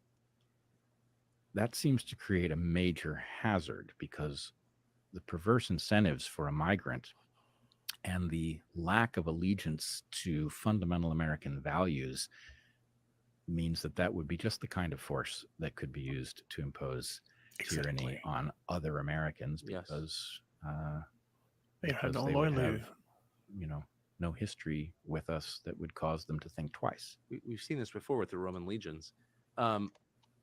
That's exactly my conclusion. Does that sound like a crazy conclusion? I think we have to stop punishing ourselves for considering things that once seemed crazy. The pattern of recent history. I'm sorry, I want to repeat that. I think we have to stop punishing ourselves for considering things that once seemed crazy. Yep. Getting that tattoo. Yeah. Well, I mean, this is where we are. And it is, it's causing me to do something that I'm reluctant to do. My training is as a scientist, and scientists have to have a substantial degree of caution and self-skepticism to do the work. But in order even to reach the possibilities that do fully explain what we're seeing, we have to be ready to consider the larger picture. Now, I was talking to Chris Martenson while we were in Panama. We were on our last day trying to just unpack what we had seen and what it meant to us. Chris is also a scientist, and people can check this out on the Dark Horse Locals community. We've posted the entire conversation in which he and I reached I think we spooked ourselves trying to reason through what this might be. And he reminded me of the massive number of surplus males that China now has as a result. I was thinking the exact same thing as a result of the one-child policy. The one-child policy. Now, here's the part that I They need suddenly to come to realized as America soon to as he get reminded me of wives. that. I wrote an essay years ago about the one-child policy and the paradox I'm of ready to hand a over my heavy pearls. bias in favor of males. And the reason that this is a paradox is that there's a principle in evolution well understood. It's the result of the work of a guy named Ronald Fisher. And what Fisher realized was that although males and females can be very different in how many offspring they produce, and because a male could produce thousands of offspring in a lifetime, and a female, if we're talking about humans, could, I think the maximum is something impressive like 60, but nonetheless, because males can produce a lot more, it seems that it might be evolutionarily advantageous to be one. But it's not, because for every overperforming male, there's an underperforming male, or at least one. And the result is that sex ratios, no matter how different males and females are in their maximum reproductive capacity, they tend to default to 1-to-1. If you have a society that has too many females, you should produce a male. And if you have a society with too many males, you should produce a female, which tends to balance these things out. That logic should have applied to China. The fact is, there were lots of excess males. And if you put yourself in the mindset of a Chinese person having a child, if there are too many males, you should want to produce a female. A male is very unlikely to find a mate. A female is certain to find one. And what's more, she has her pick of the litter. Yes. So that logic should have caused the sex ratio to return to 50-50, and yet it did not, which caused me all those years ago when I wrote this piece to wonder if there wasn't another evolutionary force in play. If evolution did not have a mechanism for producing armies, that when a country was in a position to expand, that producing excess males does pay off at a lineage level, that excess males who have no reproductive prospects at home become an effective weapon against neighboring populations. So I can't believe that that did not occur to me as I was preparing for this trip, but it has occurred to me now. I guess it didn't occur to me because when I wrote that all those years ago, I was expecting to see evidence that this was turning into a military force, and I didn't see it. So I stopped thinking about it. But now I wonder if that isn't exactly right, and if what happened is that a male-biased population in China was produced as a weapon, and if that weapon is now being deployed. It's remarkable. So that would, so far we have the U.S. government abetting this, a branch of the UN, Chinese government. Did you see any other funders or apparent funders of this? Well, I'm not expert in this area at all. We did go to a place, so I guess I didn't say this. 25 years ago, I worked in Panama. I lived on Barrow, Colorado Island, which is an island administered by the Smithsonian Institution in the Panama Canal. It was a hilltop that got isolated when the canal filled, and the Smithsonian took it over because it was a marvelous opportunity to have an isolated piece of forest that they could watch over time and learn how tropical biology works. So I had the privilege of living in the canal for 18 months, and I got very familiar with the canal You zone. lived in the Panama Canal for 18 months. Absolutely did. We used to swim in the waters. For whatever reason, the crocodiles that inhabit those waters, if we would encounter them while swimming, they would turn and go the other way, which was lovely. Apparently, that's no longer true, and you can't swim there. But yeah, I lived there. What were you studying? Tent making bats. I know that sounds. I'm only asking because for your benefit, because I want you to remember just how dramatically your life has changed. Yeah. Well, I still love tent making bats. It's really, it's a little miracle that exists in these forests. But anyway, maybe we'll talk about that another time. But I was well familiar with the canal zone because the canal zone. In fact, the military. This was before the handover to the Panamanians. So the military made it possible for the Smithsonian to work there, and we were constantly interacting. We were going on their bases. We'd go on their bases to watch a movie. So we were using this military infrastructure, which has now all been handed over to Panama. And what impressed me was when we went back specifically to Fort Clayton, something that is now called the City of Knowledge. The City of Knowledge is housed in or its central building is the former Army South building from the U.S. Southern Command. So this is both an important fact for the military, that the U.S. Southern Command is a segment of the military dedicated to protecting American interests in the Caribbean and all of Latin America south of Mexico. And it has this impressive structure in Fort Clayton, immediately above the Las Flores locks. So it was both physically there to protect the canal, and it was metaphorically this imposing presence looking out over to project power south. Absolutely.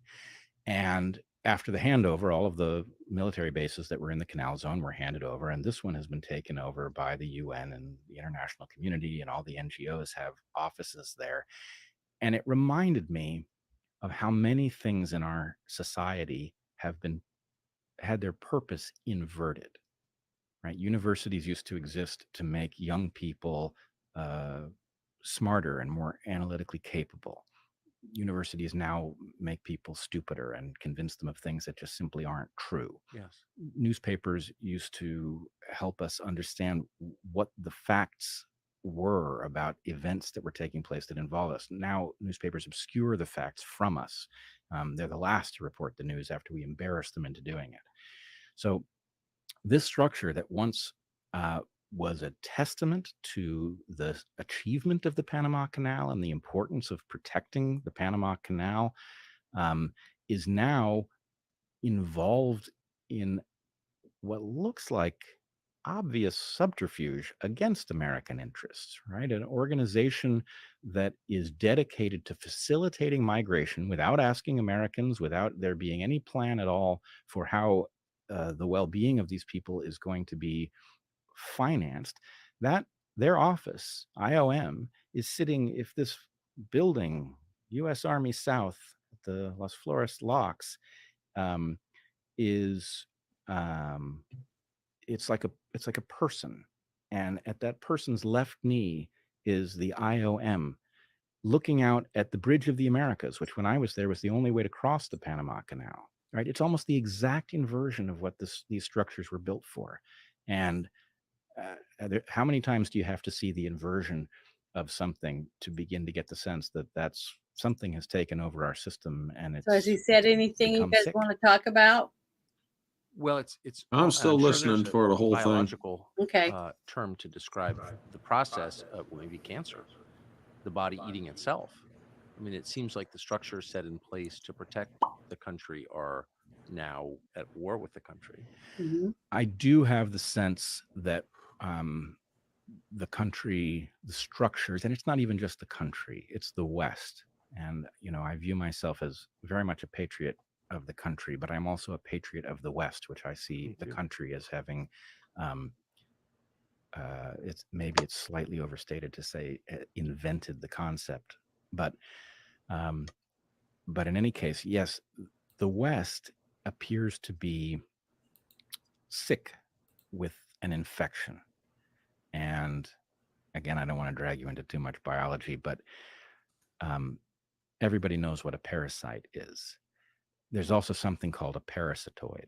And a parasitoid is a parasite that kills its host in the process of doing its job.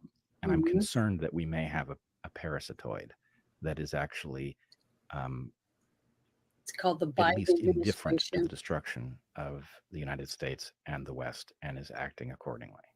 So I know it's become your life's work or part of your life's work to figure out what exactly that entity is.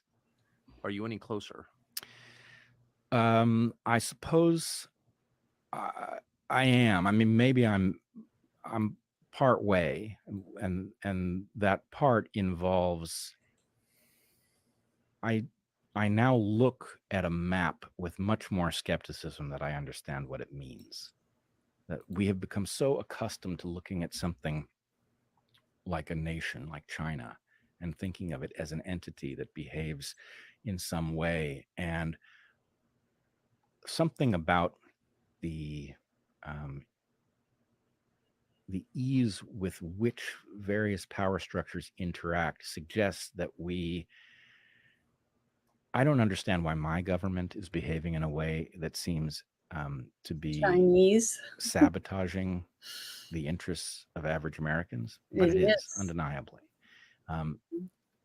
It seems to be acting on behalf of our China. enemies. I don't know whether that could conceivably be because there's actually hostility. I doubt it. But my guess is what there is just a rampant outbreak of amorality where people are willing to do whatever is expedient. And that has made the game rather easy for powers that be elsewhere.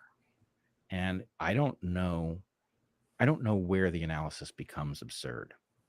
I have watched policy on the West Coast make the quality of life drop spectacularly so that people are fleeing, including wealthy people. And I look at wealthy people fleeing California, for example, and I think taking California something to about whatever this story state doesn't they add go up. to. It's rather a Gal lot like Benani, how you building doing, up a sir? population with too many males. There's something else that explains this, because at the end of the day, wealthy elites are going to end up with the best real estate. So the fact that they're fleeing either means that which elites are going to end up with that real estate is about to switch. Maybe this was a real estate scam. Malibu will always be occupied by rich people. It will, but which rich people? Yes. And I wonder, having seen something that very much looks like an undeclared invasion moving through Central America, knowing that the Chinese Communist Party thinks in terms of long-term planning over the movement of people and resources, that our system, we've effectively opened the gates of the city to anybody who's willing to pay to corrupt our political structures. There is a story you could tell in which the CCP has a different understanding of what the future of our country is than most Americans do. Mhm. And, well, let's just put it this way. Wake up. Maybe I'm imagining what I saw, but if I'm not, then all of those Chinese migrants who don't want to talk about what they're doing moving into the U.S., they're going to do something. I don't know what it's going to be, but I don't know when we became so naive about the fact that we have, there are parties abroad who do not wish us well and would not mind at all seeing us removed from our position of power. And who knows, maybe, some of us displaced from the continent we live on. I can't say. I mean, China is literally the other side of the world. It's also not Haiti. I mean, there's economic opportunity in China, but there's also economic opportunity for unemployed Chinese in the Philippines or Vietnam, Malaysia. I'm pausing it for a second. Look at this. It said Mao sent his horde through the Chinese countryside to burn crops and kill female children under the working age. Now, why did he do that? Was it to start what they were talking about, to get rid of the females, to slowly over No, time? this was before they wanted to get rid of the four olds. Basically, they was back in the 50s and 60s. They were doing this they wanted to. This is when they were starting to take control, and then Mao killed a lot of people, and that's the whole idea. And then again, it wasn't the first time that a communist did this. It was also Stalin that did this. Yep. In the Holodomor region, basically, gave, and then people are doing it here where they were the UN is basically like, or not anyway, UN, South Africa, when they were doing it. South Africa has gone to hell, basically, where they basically got rid of all the white people, and then the black people are now controlled, and it's a hellhole. Again, it's basically shifting everything for diversity, equity, and inclusion. It's permeating everything. Our country didn't send in the government to kill our babies. They just got the women to go into the clinics and kill their own babies. Yes, that's the whole point. They convinced them to do it. Thing. Yes, But but again, through it's not. abortion. It's yes, it's Mhm. done. It's yeah. That's this is why I say the one-child policy in China. We say how important, but then we have Planned Parenthood here, and you have people It's the same celebrating thing. their abortions all It's the the same time. picture. It is the same thing, but the thing is that it's the way they do it, and then you have the educational students doing it, not students, teachers are doing it to students. You had that video about that kid that was like 5 years, I don't know, 10 or whatever, getting transitioned, and Yeah, the you're doctor. thinking about it right now is what I was going to say, is the fact that with Roe v. Wade got sent back to the states, and all the liberals were just throwing tantrums over it. Like, people can still get abortions. They just have to do it by the laws in their state. It's no longer controlled by the federal government. So then the liberals say, well, fine, you won't let us do it the way we want to do it. Then we'll brainwash your kids into doing it to themselves by Yeah, and they're already cutting off doing their it. testicles and taking away their ovaries and taking out their uterus, so that they're still not having children. And not only that, Now they're Janet, doing it to themselves, and the pharmaceutical companies are making bank because they're doing all these surgeries and passing out all these hormones to keep the kids the opposite sex in their minds. yeah, and then they also, you have the AOC and the other idiots see the girl's going to end in 12 years. So you have people of real age, and they're fine, they're heterosexuals, but they're actually getting vasectomies and getting hysterectomies because they don't want to have kids, because they don't want to kill the planet. So they've been already brainwashed to do these things. It's insane. And Tucker Carlson had another guy, I don't know if it was after this, it was after this, very recently. Yeah, the whole just yesterday. the whole Ozempic nightmare that's Mhm. going on, basically. And then again, you see commercials about Ozempic. You see the TikToks about Ozempic. Take this. You have to take it forever, and it's like $20,000 a person. So who makes the money? The pharmaceutical industry. Mhm. The industry does it. All the complexes. I said this again. It's not China. It's not UN. It's See, not big this is Hollywood. what I don't understand. It's all You got California giving health care, right? Dental, eye, supposedly all this different stuff for free to all the illegals that choose to go there. And then they're offering people, please come to California. We'll give you your sex change. We'll pay for this. We'll pay for that. Where are they getting the money? If we've already had to bail California out a few times. How long before we can't do it anymore? I mean, our money is pretty much toilet paper already, or it's not worth much at all. It's not worth anything. That's the point. And money is not our real. Gas is so expensive. Never was.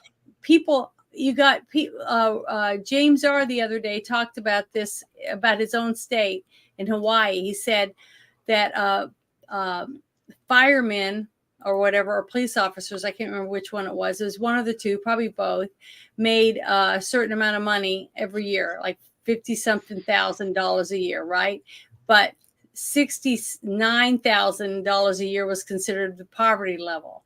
So you're paying your employees less than poverty wages, even though they're working 40 hours a week. So you underpay people, you don't let them afford to buy anything, so everything's renting. Okay, can't buy your food. You can't do that. They're strangling us into being conformed by the government. Okay, the whole country. So we got all these states, even Hawaii, which isn't even, it's way out in the middle of nowhere, away from us, is all being forced by the dollar, basically, by making the dollar worth less, making you worth less, making everything you've worked your whole life for worth less. So you basically will feel worthless. So suicides go up, divorce rates go up, children are split because now they got to fight of which parent they're going to go to. All these terrible things. We're doing it to ourselves. Our country is imploding from within. And this army is sitting right out there waiting to just come in. And it's coming in one busload at a time. And then, I had a governor that said, no, not happening in Arkansas. And they made China, they're not allowed to buy property. So now they got to figure out better ways to go in and buy property by using like Nancy Pelosi to buy it because she's an American. You better watch that one there, because they just had a similar situation in Florida, and an appeals court overturned the ruling that only Americans can buy American land. And China has such a foothold in Florida through various things. They had the appeals court overturn it. Yeah, but our court didn't. Our courts aren't going to. But they'll come in and pay somebody else to do it. They'll pay some other American, say, hey, we're going to give you 3 times this amount of money. All you got to do is go buy this land for us. See, that's it. Yeah, but again, don't blame China. It's the corporations doing it. I know, but that's what I'm saying. I'm saying money. It's money. Squeeze it out of us. There's pay no up money. all your shit, right? Doesn't exist. They buy all their shit with it, with the fake money or whatever, fake currency, coins. I don't care what it is. It's the U.S. petrodollar. And it was established as the reserve currency in 1945 at Bretton Woods after World War II. So then whoever's going to win the wars, that's why we're fighting now. It's all about money. It's all about who's going to control it, because you have BRICS coming up with China and Russia and Brazil trying to establish it. You got the digital dollar that they want to create, the CBDCs. So it's Trump is against, which is fine with me. But again, it's the whole idea is that it's insane that people are going to kill themselves. Again, I see it every Black Friday when they're killing themselves for a toaster or the latest whatever bullshit, and they're buying these Stanley cups and this spending money. It's all utter crap. You're fighting over crap, and it's all about control, and it's insane. And commercials are insane. It's just insane. It's just consumerism gone amok. It's insane. Yeah, it's scary. It's not obvious that they would come to the Darien Gap to get here. Well, the Darien Gap is a very strange place to have gone. For one thing, as Chris Martenson points out, the absurdity, if we're going to invite people in, let's say we had decided that we didn't have enough people to do labor and that it was actually good for the U.S. to bring in large numbers of people from elsewhere. Having people go through the theater of marching through Darien is absurd and dangerous, and it is creating a humanitarian crisis in addition to the environmental crisis, which is in Darien. We're creating a humanitarian crisis that's absolutely needless. Either these people should be welcomed because it's good for us to bring them in, exactly, or they shouldn't be there at all. And the only purpose I can think, especially given that the Chinese, many of the Chinese, I don't want to say all, there are Chinese people in the other camps. We saw that as well. Also not forthcoming about anything. But the only purpose I can think of for coming to America via Panama is that it allows them to blend with all of the people who are coming from South America. It makes it hard to no idea what Ozempic is. I can't think of another reason. Sorry, pause it. It's at the very least wildly inefficient. Okay, hold on. I gotta go to the other thing to do it. Ozempic is a drug for diabetes that they found out helps with weight loss. So what people are doing now, especially the influencers like art models and actors and all that bullshit, they're taking the drug and losing a tremendous amount of weight. So then now the maker of Ozempic is now basically saying, okay, great. And the doctors are now prescribing this to people, but they have to be on it for the rest of their life. And then basically it's about $20,000 a year to do this, take this drug. But again, the $20,000 is paid by the profiteer for the medication. It's given to but again, you're messing with your chemistry of your body. And it's insane. That's what I'm saying. They do the same thing with, you feel like you want to be a woman. Change this, change that. That's all bullshit. I don't like that anymore. It's crazy. They're just trying to change everybody to conform to the perfect model of what they have to be. Thank you very much. I'm not against like turning into the perfect version of Bruce though, so I might be looking into Ozempic. If it helps you, you're bullshitting. You're bullshitting. Of course I'm No. bullshitting. If it helped you, then you should do it. No, don't do it, dude. No, Kidding, No. I'm kidding. You No. should eat right and exercise. I found Like a God nice Chinese intended you restaurant to. just down the road, and they serve cat, and I'm so happy. Well, I've eaten Thinking of gator. I've had a few choice different meals when we lived in the Philippines. So I'm just saying I've tried a lot of different things.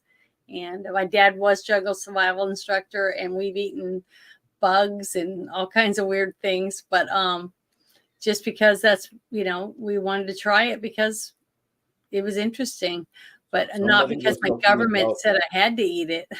Did I hear somebody? Did I hear this right? Somebody started talking about eat the bugs. Of Yeah. course, we want you to eat the bugs. Yes, Janet, please continue to use social media. Talk about your father's teachings. Yes. Okay, well, I'm going to push play again. Also rooted in your personal observation.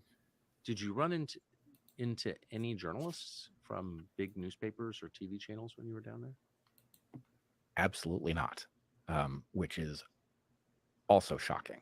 I mean, this is emblematic of the era we are living in, where the issues, which obviously have our well-being tied up in them, are hiding in plain sight. It's not hard to see this story. All you need to know is where to go. You can go look at it. And the fact that that's not happening, that our major news organizations are disinterested in this story, again, suggests a system that has been corrupted across the board. You would imagine that even if the New York Times didn't want to report this story, that some reporter with ambition would chase it down anyway. But so universal is the complicity here that nobody reports it. And if they do report it, they report it wrong. They report it so that it leads you to have a confused sense, or a sense that this is more minor than it is. But we're talking literally about millions of people, and millions of people is not a minor issue, in a country with 300 million, right? This is a major demographic shift one way or the other. Yeah, and a permanent one. What did you hear about the cartels when you were down there? We hear a lot about them in this country, but in pretty non-specific terms.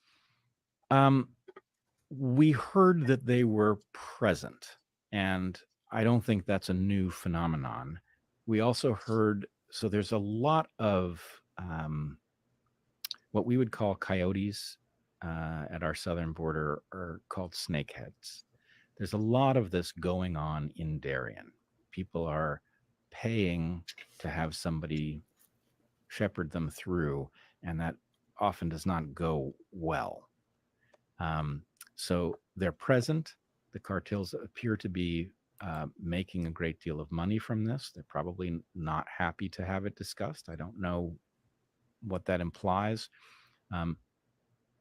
But also, I would point out, the farther north this migration obviously has a relationship with the cartels. The cartels are largely about American demand for illicit substances, and a massive uncontrolled wave of migrants is an obvious mechanism whereby fentanyl and other things are entering the U.S. in an unmonitored way. I mean, and in fact, to the extent that they come in with migrants, we are apparently facilitating their transport into the interior. We're spreading them around. And so what I can say is the cartels are not directly visible to a visitor, but their influence is felt and discussed. You're describing a lot of different crimes happening simultaneously. Yep. What's the solution? Well, I mean, and strangely, it goes back to the idea of giving ourselves permission to entertain all kinds of possibilities, even things that are crazy and we have to ultimately reject. But we have to not talk ourselves out of noticing what is taking That's a place. scientific principle, is it not?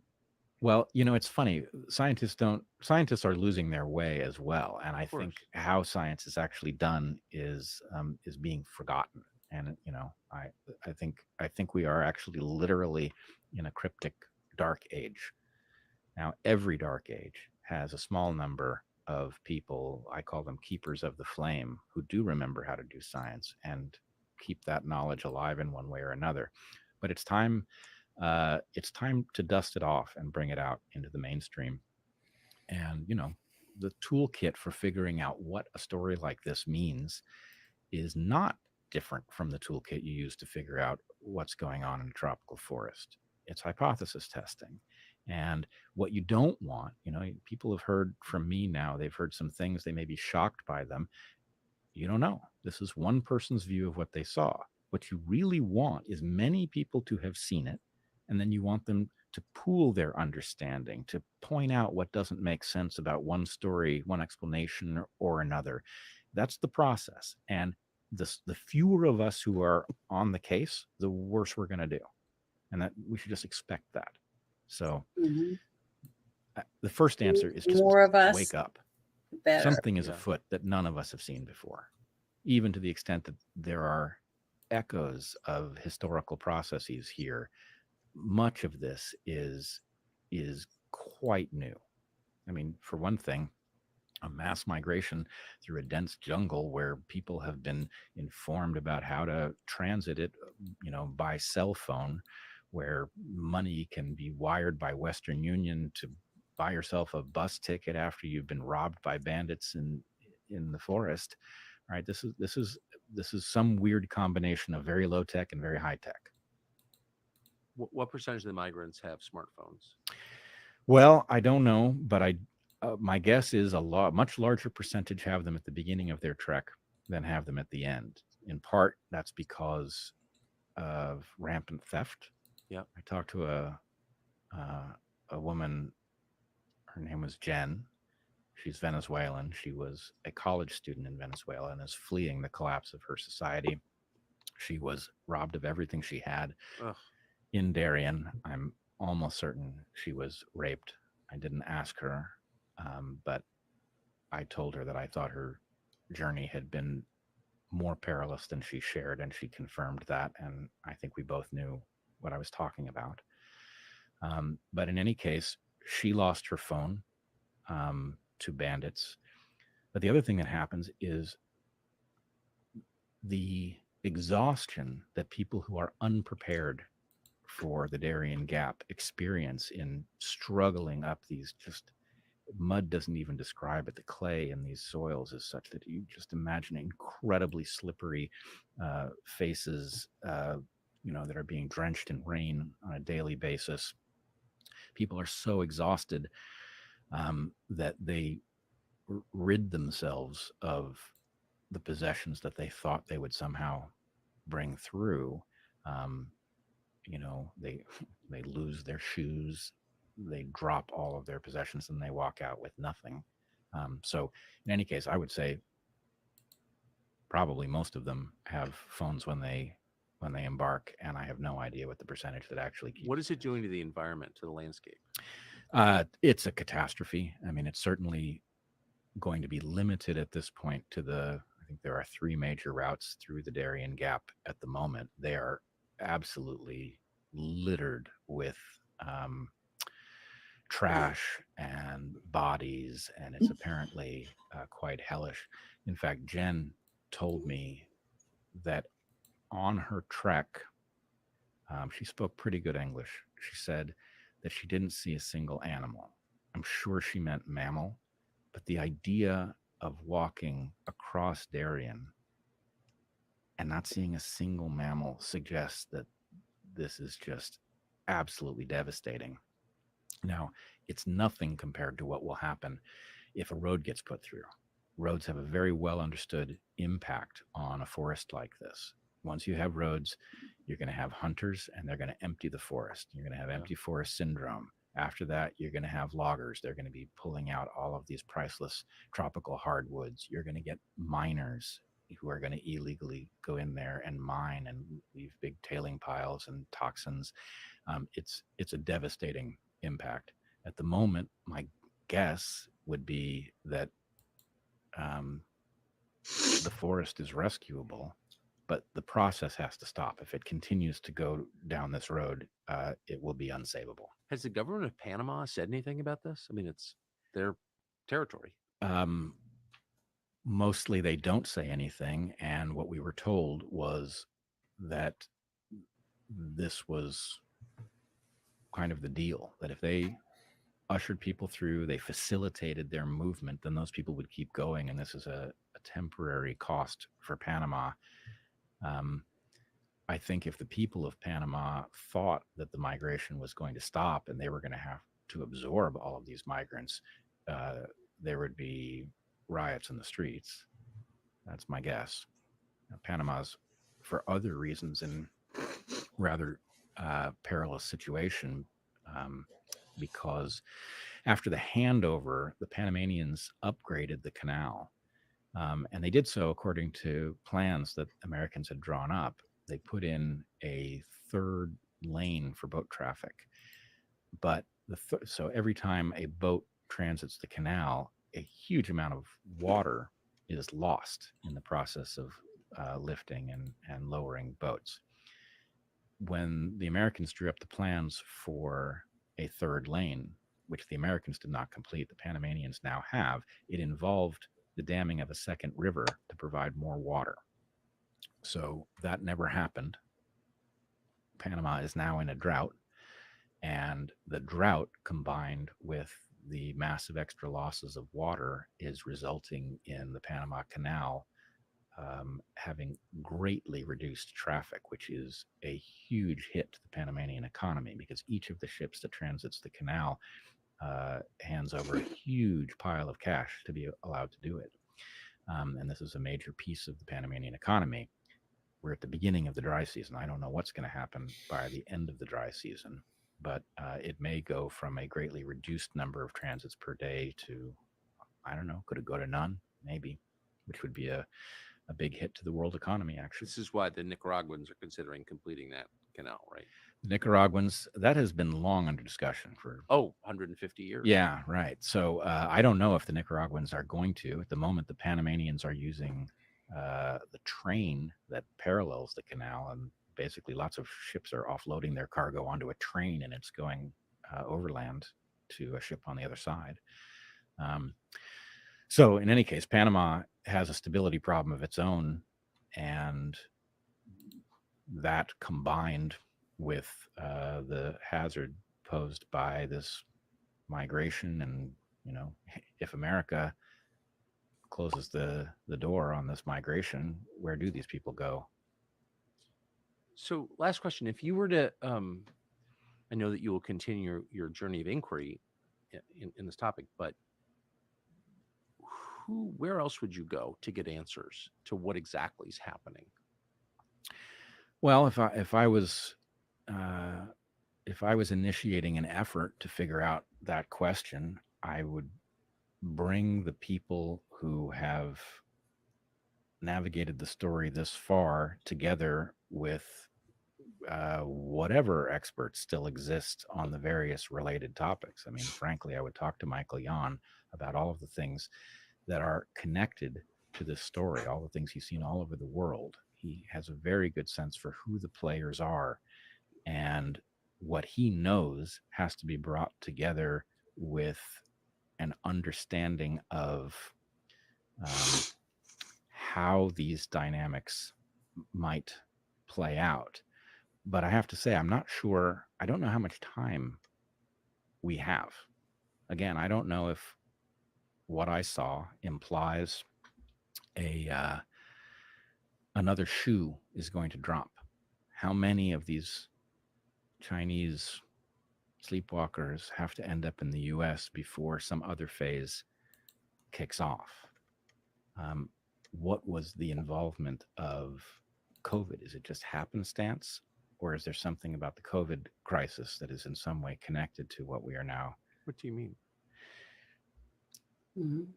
This is a place we have to be extremely careful. I'm just looking at the various puzzle pieces and trying to imagine what they could mean. We know that SARS-CoV-2 was the product of dual-use research, which means bioweapons. the spike protein in the so-called vaccines was taken from SARS-CoV-2. So it is also the product of bioweapons research. Now, again, I will say it again because I'm concerned that people will take it as a conclusion rather than a hypothesis. This is only a hypothesis. And when I say it's a hypothesis, it doesn't mean that I believe it's true. It means that I believe it's plausible. The vaccines that people got, you may remember, I think we talked about it the last time I was here. People who get more than 3 of these shots have an interesting effect that none of us saw coming, which is the triggering of something called IgG4. Ig means immunoglobulin. It's a synonym for antibody. IgG is a class of immunoglobulin, and IgG4 is a very interesting subclass. IgG4's purpose, its biological purpose, is to turn down an immune response. So if your body is reacting to something it shouldn't react to, the nature has granted us a mechanism for turning down that reaction so that you don't die from an allergy effectively. This is what allergens do, is they try to trigger that attenuation signal in order to get the body to stop reacting to something that it shouldn't be reacting to. The fact that these shots seem to trigger the production of IgG4 is fascinating. It could just be an unexpected consequence that nobody saw coming. But if you think about what it is that the folks who try to produce biological weapons want, they want a weapon that separates populations. In other words, a weapon is no good if it's not contagious. Then you have to drop it on enough people to matter. That's difficult. If it is contagious, then your own population risks getting it. So the problem is there's not a good design mechanism to deal with that. But if the mRNA vaccines produced an attenuation signal in people who got more than 3 of these shots, then conceivably that attenuation signal could cause that population of people to be induced not to react to a pathogen. If you just added the spike protein to it, presumably it would trigger that signal. So here's why I'm mentioning all of this arcane biology. The Chinese did not vaccinate their population with mRNA technology or anything based on spike protein. So those 2 populations are now different in this regard, which, again, might mean nothing. But what we learned so painfully in the battle against the mainstream narrative over these so-called vaccines is that the reason that I say so-called vaccines, and I try to say it every time, is because what these things turned out to be is gene therapy. But that doesn't even quite cover the problem with them. They're gene therapy in the sense that they introduce a genetic message into your cells and they get your cells to translate it. But there's also a part of our bodies that absorbs messages in a whole different way. It's our immune system. Our immune system literally evolves on the scale of hours to days when you get an illness. That's how we fend off illnesses that evolve so rapidly. And so the message that was injected into so many people was like a firmware update.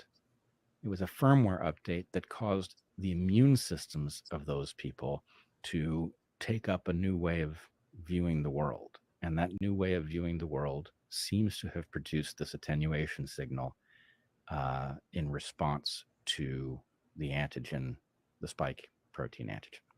So am I seeing a mirage? Let's hope so.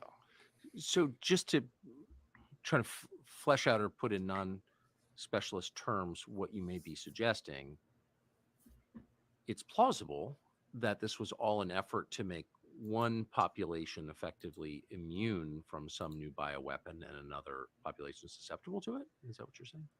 That is what I'm saying. And again, all it is possible. Right. I have no evidence that this did happen except for the odd fact of this IgG4. Well, why didn't the Chinese use mRNA vaccines? I don't know. It is, let's put it this way, nobody should have. Of course. It was a technology that was just simply not fit for human consumption. But one does not know.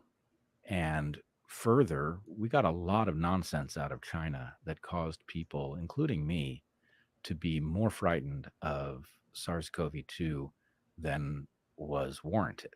No, right? me too. You remember the videos of people collapsing dead in the street, right? That was nonsense. So I don't know who's who on this playing field, and I don't know what they want. But to the extent that there seemed to be an absolute obsession with injecting absolutely everybody with these so-called vaccines, that was conspicuous. That did not seem like just greed and a desire to sell more shots. I agree completely. It was bizarre. And the fact that we specifically insisted on vaccinating the entire military and threw people out who wouldn't take it. We vaccinated all of our frontline workers. I mean, and at the time, I remember I said to Heather on our show, I said, even if these are wonderful shots, it seems insane, given that we don't know what their long-term impacts are, that we would vaccinate all of anybody with them. How about half? Especially Why don't people we need? The people we need most. Right. Exactly. That's hopefully just a mirage, but it is a very frightening one. And I certainly hope that that's not what's going on. But if it is, there is no time to waste in us figuring out what we have been induced to do and what the proper countermeasures are. And so to the extent that people think that this is an abstraction, it is not. If there's any possibility at all that that is the nature of what we went through, then it is essential that we figure out how to neutralize the vulnerability. So I've kept you too long. So, but just this is my last question. Do you think it's odd, given the price this country paid for something that China did, that in the official storyline from the White House, for example, the Chinese are never the villain. It's always the Americans. It's always some segment of our population. People who didn't take the vax are the villains. I mean, the president just gave a speech saying that the other day. Why has no one in authority in America said a bad word about China since we discovered that they unleashed COVID on the world? That's pretty weird, isn't it? Because they own it is weird. I have to say, I'm stuck on this one, because the more one knows about what role we did play, the more that this is not a simple story of, one country having screwed up and, unleashed hell on the world. This was a collaborative effort. Now, the question is, whose team are those collaborators on? Great question. Not on ours. I must say, the whole thing I found shocking. Not but on one of the mine. most shocking things I never heard a single other person mention, which is, since when does the United States collaborate with China on bioweapons research? You'd think they were adversaries, right? It's like not just a uniparty, but a uniworld or something. Yes. Well, again, I think this is the place where we have to allow ourselves to think these thoughts, and then somebody should talk us off the ledge, and we should find out it's not nearly as bad as we fear. But we have to consider these things and reject them rather than not think them. I don't know. I know some open-minded people, and I know some rigorously rational people. I know very few who combine those qualities as well as you do, and it was such a pleasure to hear you talk. So, Brett, thank you. Thank you so much, Tucker. That Darien Gap camp. Free speech is bigger than any one person. Sorry, I'm turning it off. Sorry. Yeah. In response to the whole Darien Gap thing, honestly, considering that they are using that as a staging area to put forth an invasion of our country, I think our next president should locate it and take measures to remove it from the field, so to speak. Yeah, definitely.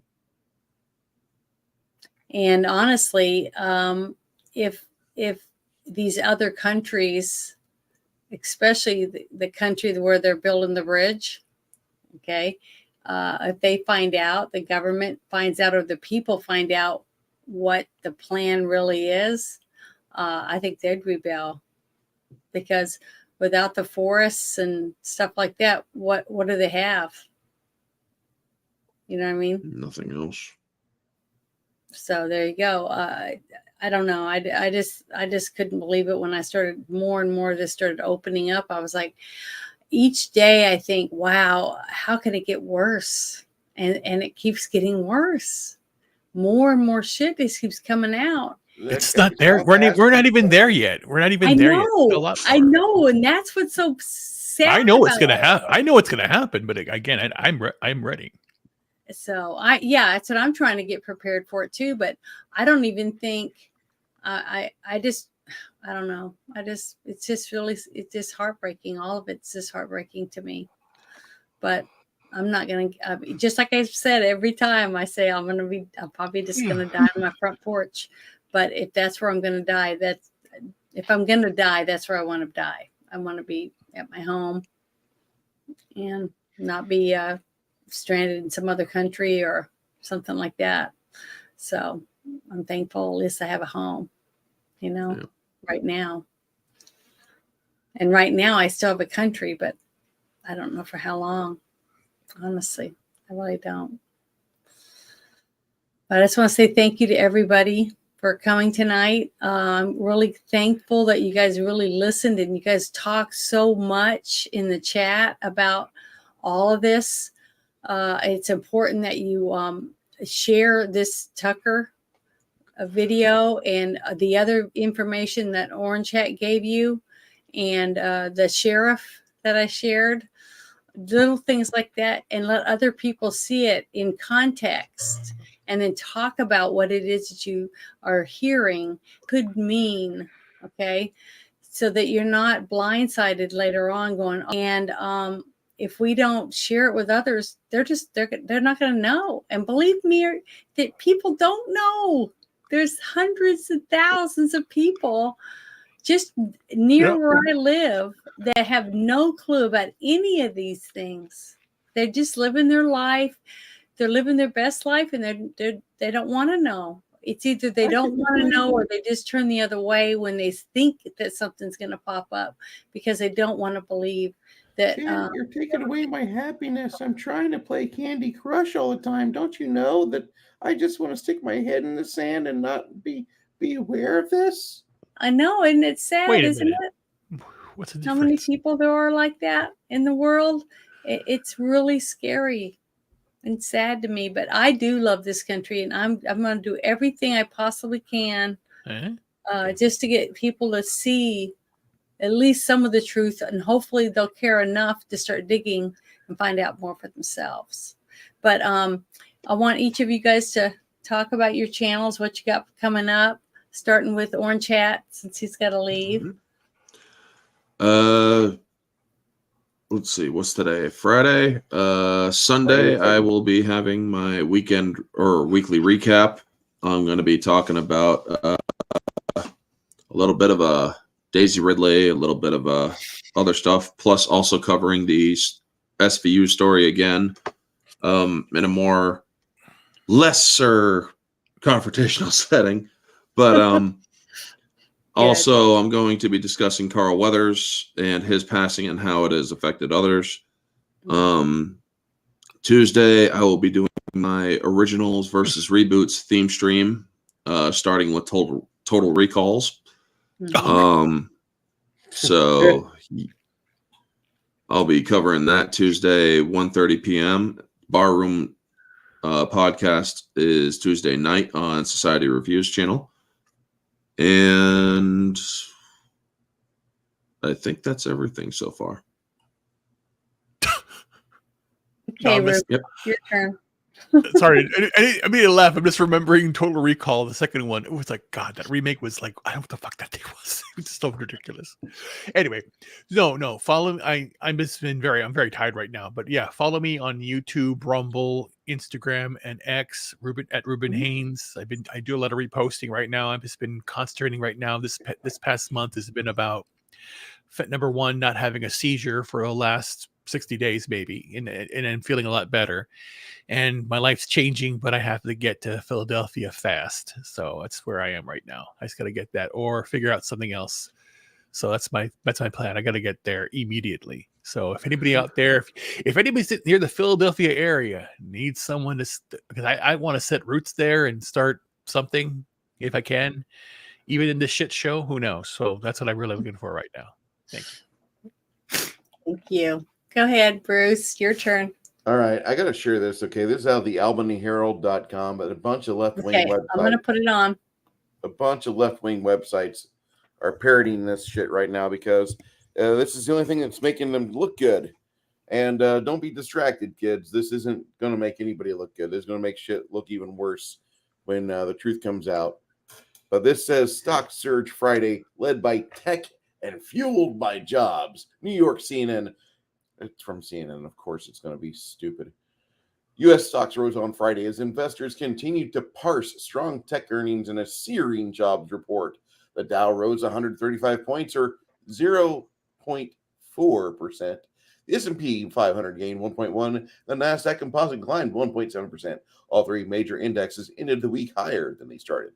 The U.S. economy added a staggering 353,000 jobs in January, blowing past economists' expectations of 176,500 jobs last month, according to fresh data from the Bureau of Labor Statistics released Friday morning. Some investors say labor markets continue to show resilience, confirms an interest rate cutoff is on the table in March. Federal Reserve Chair Jerome Powell has signaled as much on Wednesday after the central bank held rates steady at a 23-year high. Okay, this article goes a little bit further into this, but you don't need to hear all of that. If you want to read the rest of this bullshit, and that's what it is, because they're cooking books. They're fucking cooking the books, okay? Janet, it's going in private chat. If you want to throw it out for everybody, that'd be great. If not, I understand. Okay. But this is something for them to try to run around and say, it's not that bad. Life isn't that bad. We don't have a surge of invaders on the border. And which border is that? All the borders have invaders, but don't look at that. Look at the jobs report. Look at our economic output. Look at everything that's going on. Joe Biden's a man. And actually, they're going to run Joe Biden as president. As much as I thought they were going to grab Michelle or Big Mike Obama and run him, I keep hearing more and more stuff saying they're trying to get rid of Kamala, but they're going to be getting more than likely another term of Joe Biden because Joe just signs shit. Just sign shit, Joe. Just sign it. Shut up. Don't ask questions. Just sign it, Joe. And they're going to be doing this for another 4 years if they get a chance to. So expect that's the shit that I just passed on. Thank you, Janet, for sharing it with us in the chat. If you want to hear what they're trying to scream this weekend above the noise of what's going on or what's really not going on in Texas, because only like 50 to 75 trucks made it here, which is what I wanted. We don't need to have the border with a bunch of people that are soft, possibly not armed, in dangerous way, and possibly to be arrested in a J6 style setup. We don't need that. However, there is a lot of surging immigration that's not being authorized by lawful authorities in Arizona and California right now because the spotlight has been cast upon Texas, and all the red states have thrown their support and sometimes manpower at Eagle Pass. So I don't expect to see Eagle Pass getting a whole lot of foot traffic for a while. But if you live in Arizona, California, just point norte, and you go to Laredo and blow it up, please. Go blow up Laredo, please. What the fuck, man? Laredo's not a bad town. It's a horrible town. I want them all dead. They're all morons. I'm not a fan of Laredo by any means, but if me and my wife want a crazy, thick-ass, dumb broad from another country, we go to Laredo. What? You guys are killing me. So, oh, God, that's bad. I But just I want say, to remind if you want everybody to join us tomorrow at on noon. Bruce's channel. Right, Bruce? Yes, For ma'am. Candy Crush, 12:30. Excel, We're going to play. Play Dungeons and Dragons tomorrow. Candy Crush Excel. Better than Candy Role-playing Crush. We're gonna play games. fantasy football for real nerds. It's Dungeons and Dragons, and it might be a 9 or 10 hour stream. I don't know yet. And hopefully I won't die That'd tomorrow be nice. while we play. It'll be the fire giant scenario, Janet. So I wish you luck. know. Oh, I've died once already in our game. So Yeah. Hey, Basco, and how then you doing? Sunday, we will be watching. Overboard. There's a little movie called Overboard. The with original Kurt one? Russell. Yes. Well, there's two Overboards. The one I want to Kurt watch is Russell. from '87. The good one. Yes, with Goldie Hawn and her boyfriend Kurt Russell. Can't wait to see that. And Then- their butler. That's true. No, Their butler's on God, it. no. Six Nations, no. I'm not missing anything. I don't understand it. I will never understand that crap. Six Nations So- Kings. Monday Oh, night, it's we'll fun. discuss this Really on fun. I enjoy Girl, the it. Guy in the Movie. I know. Overboard. It's fine. Yeah, Some people and enjoy then it. join us Directing Monday night on Bruce's and I's channel, both our channels. It will be airing A Girl and a Guy in a Movie, and Or we're Overboard. going to talk about the movie Overboard. So it'll be fun. And then next Friday, come back here and hang out with all of us again while we talk about the rest of the shit.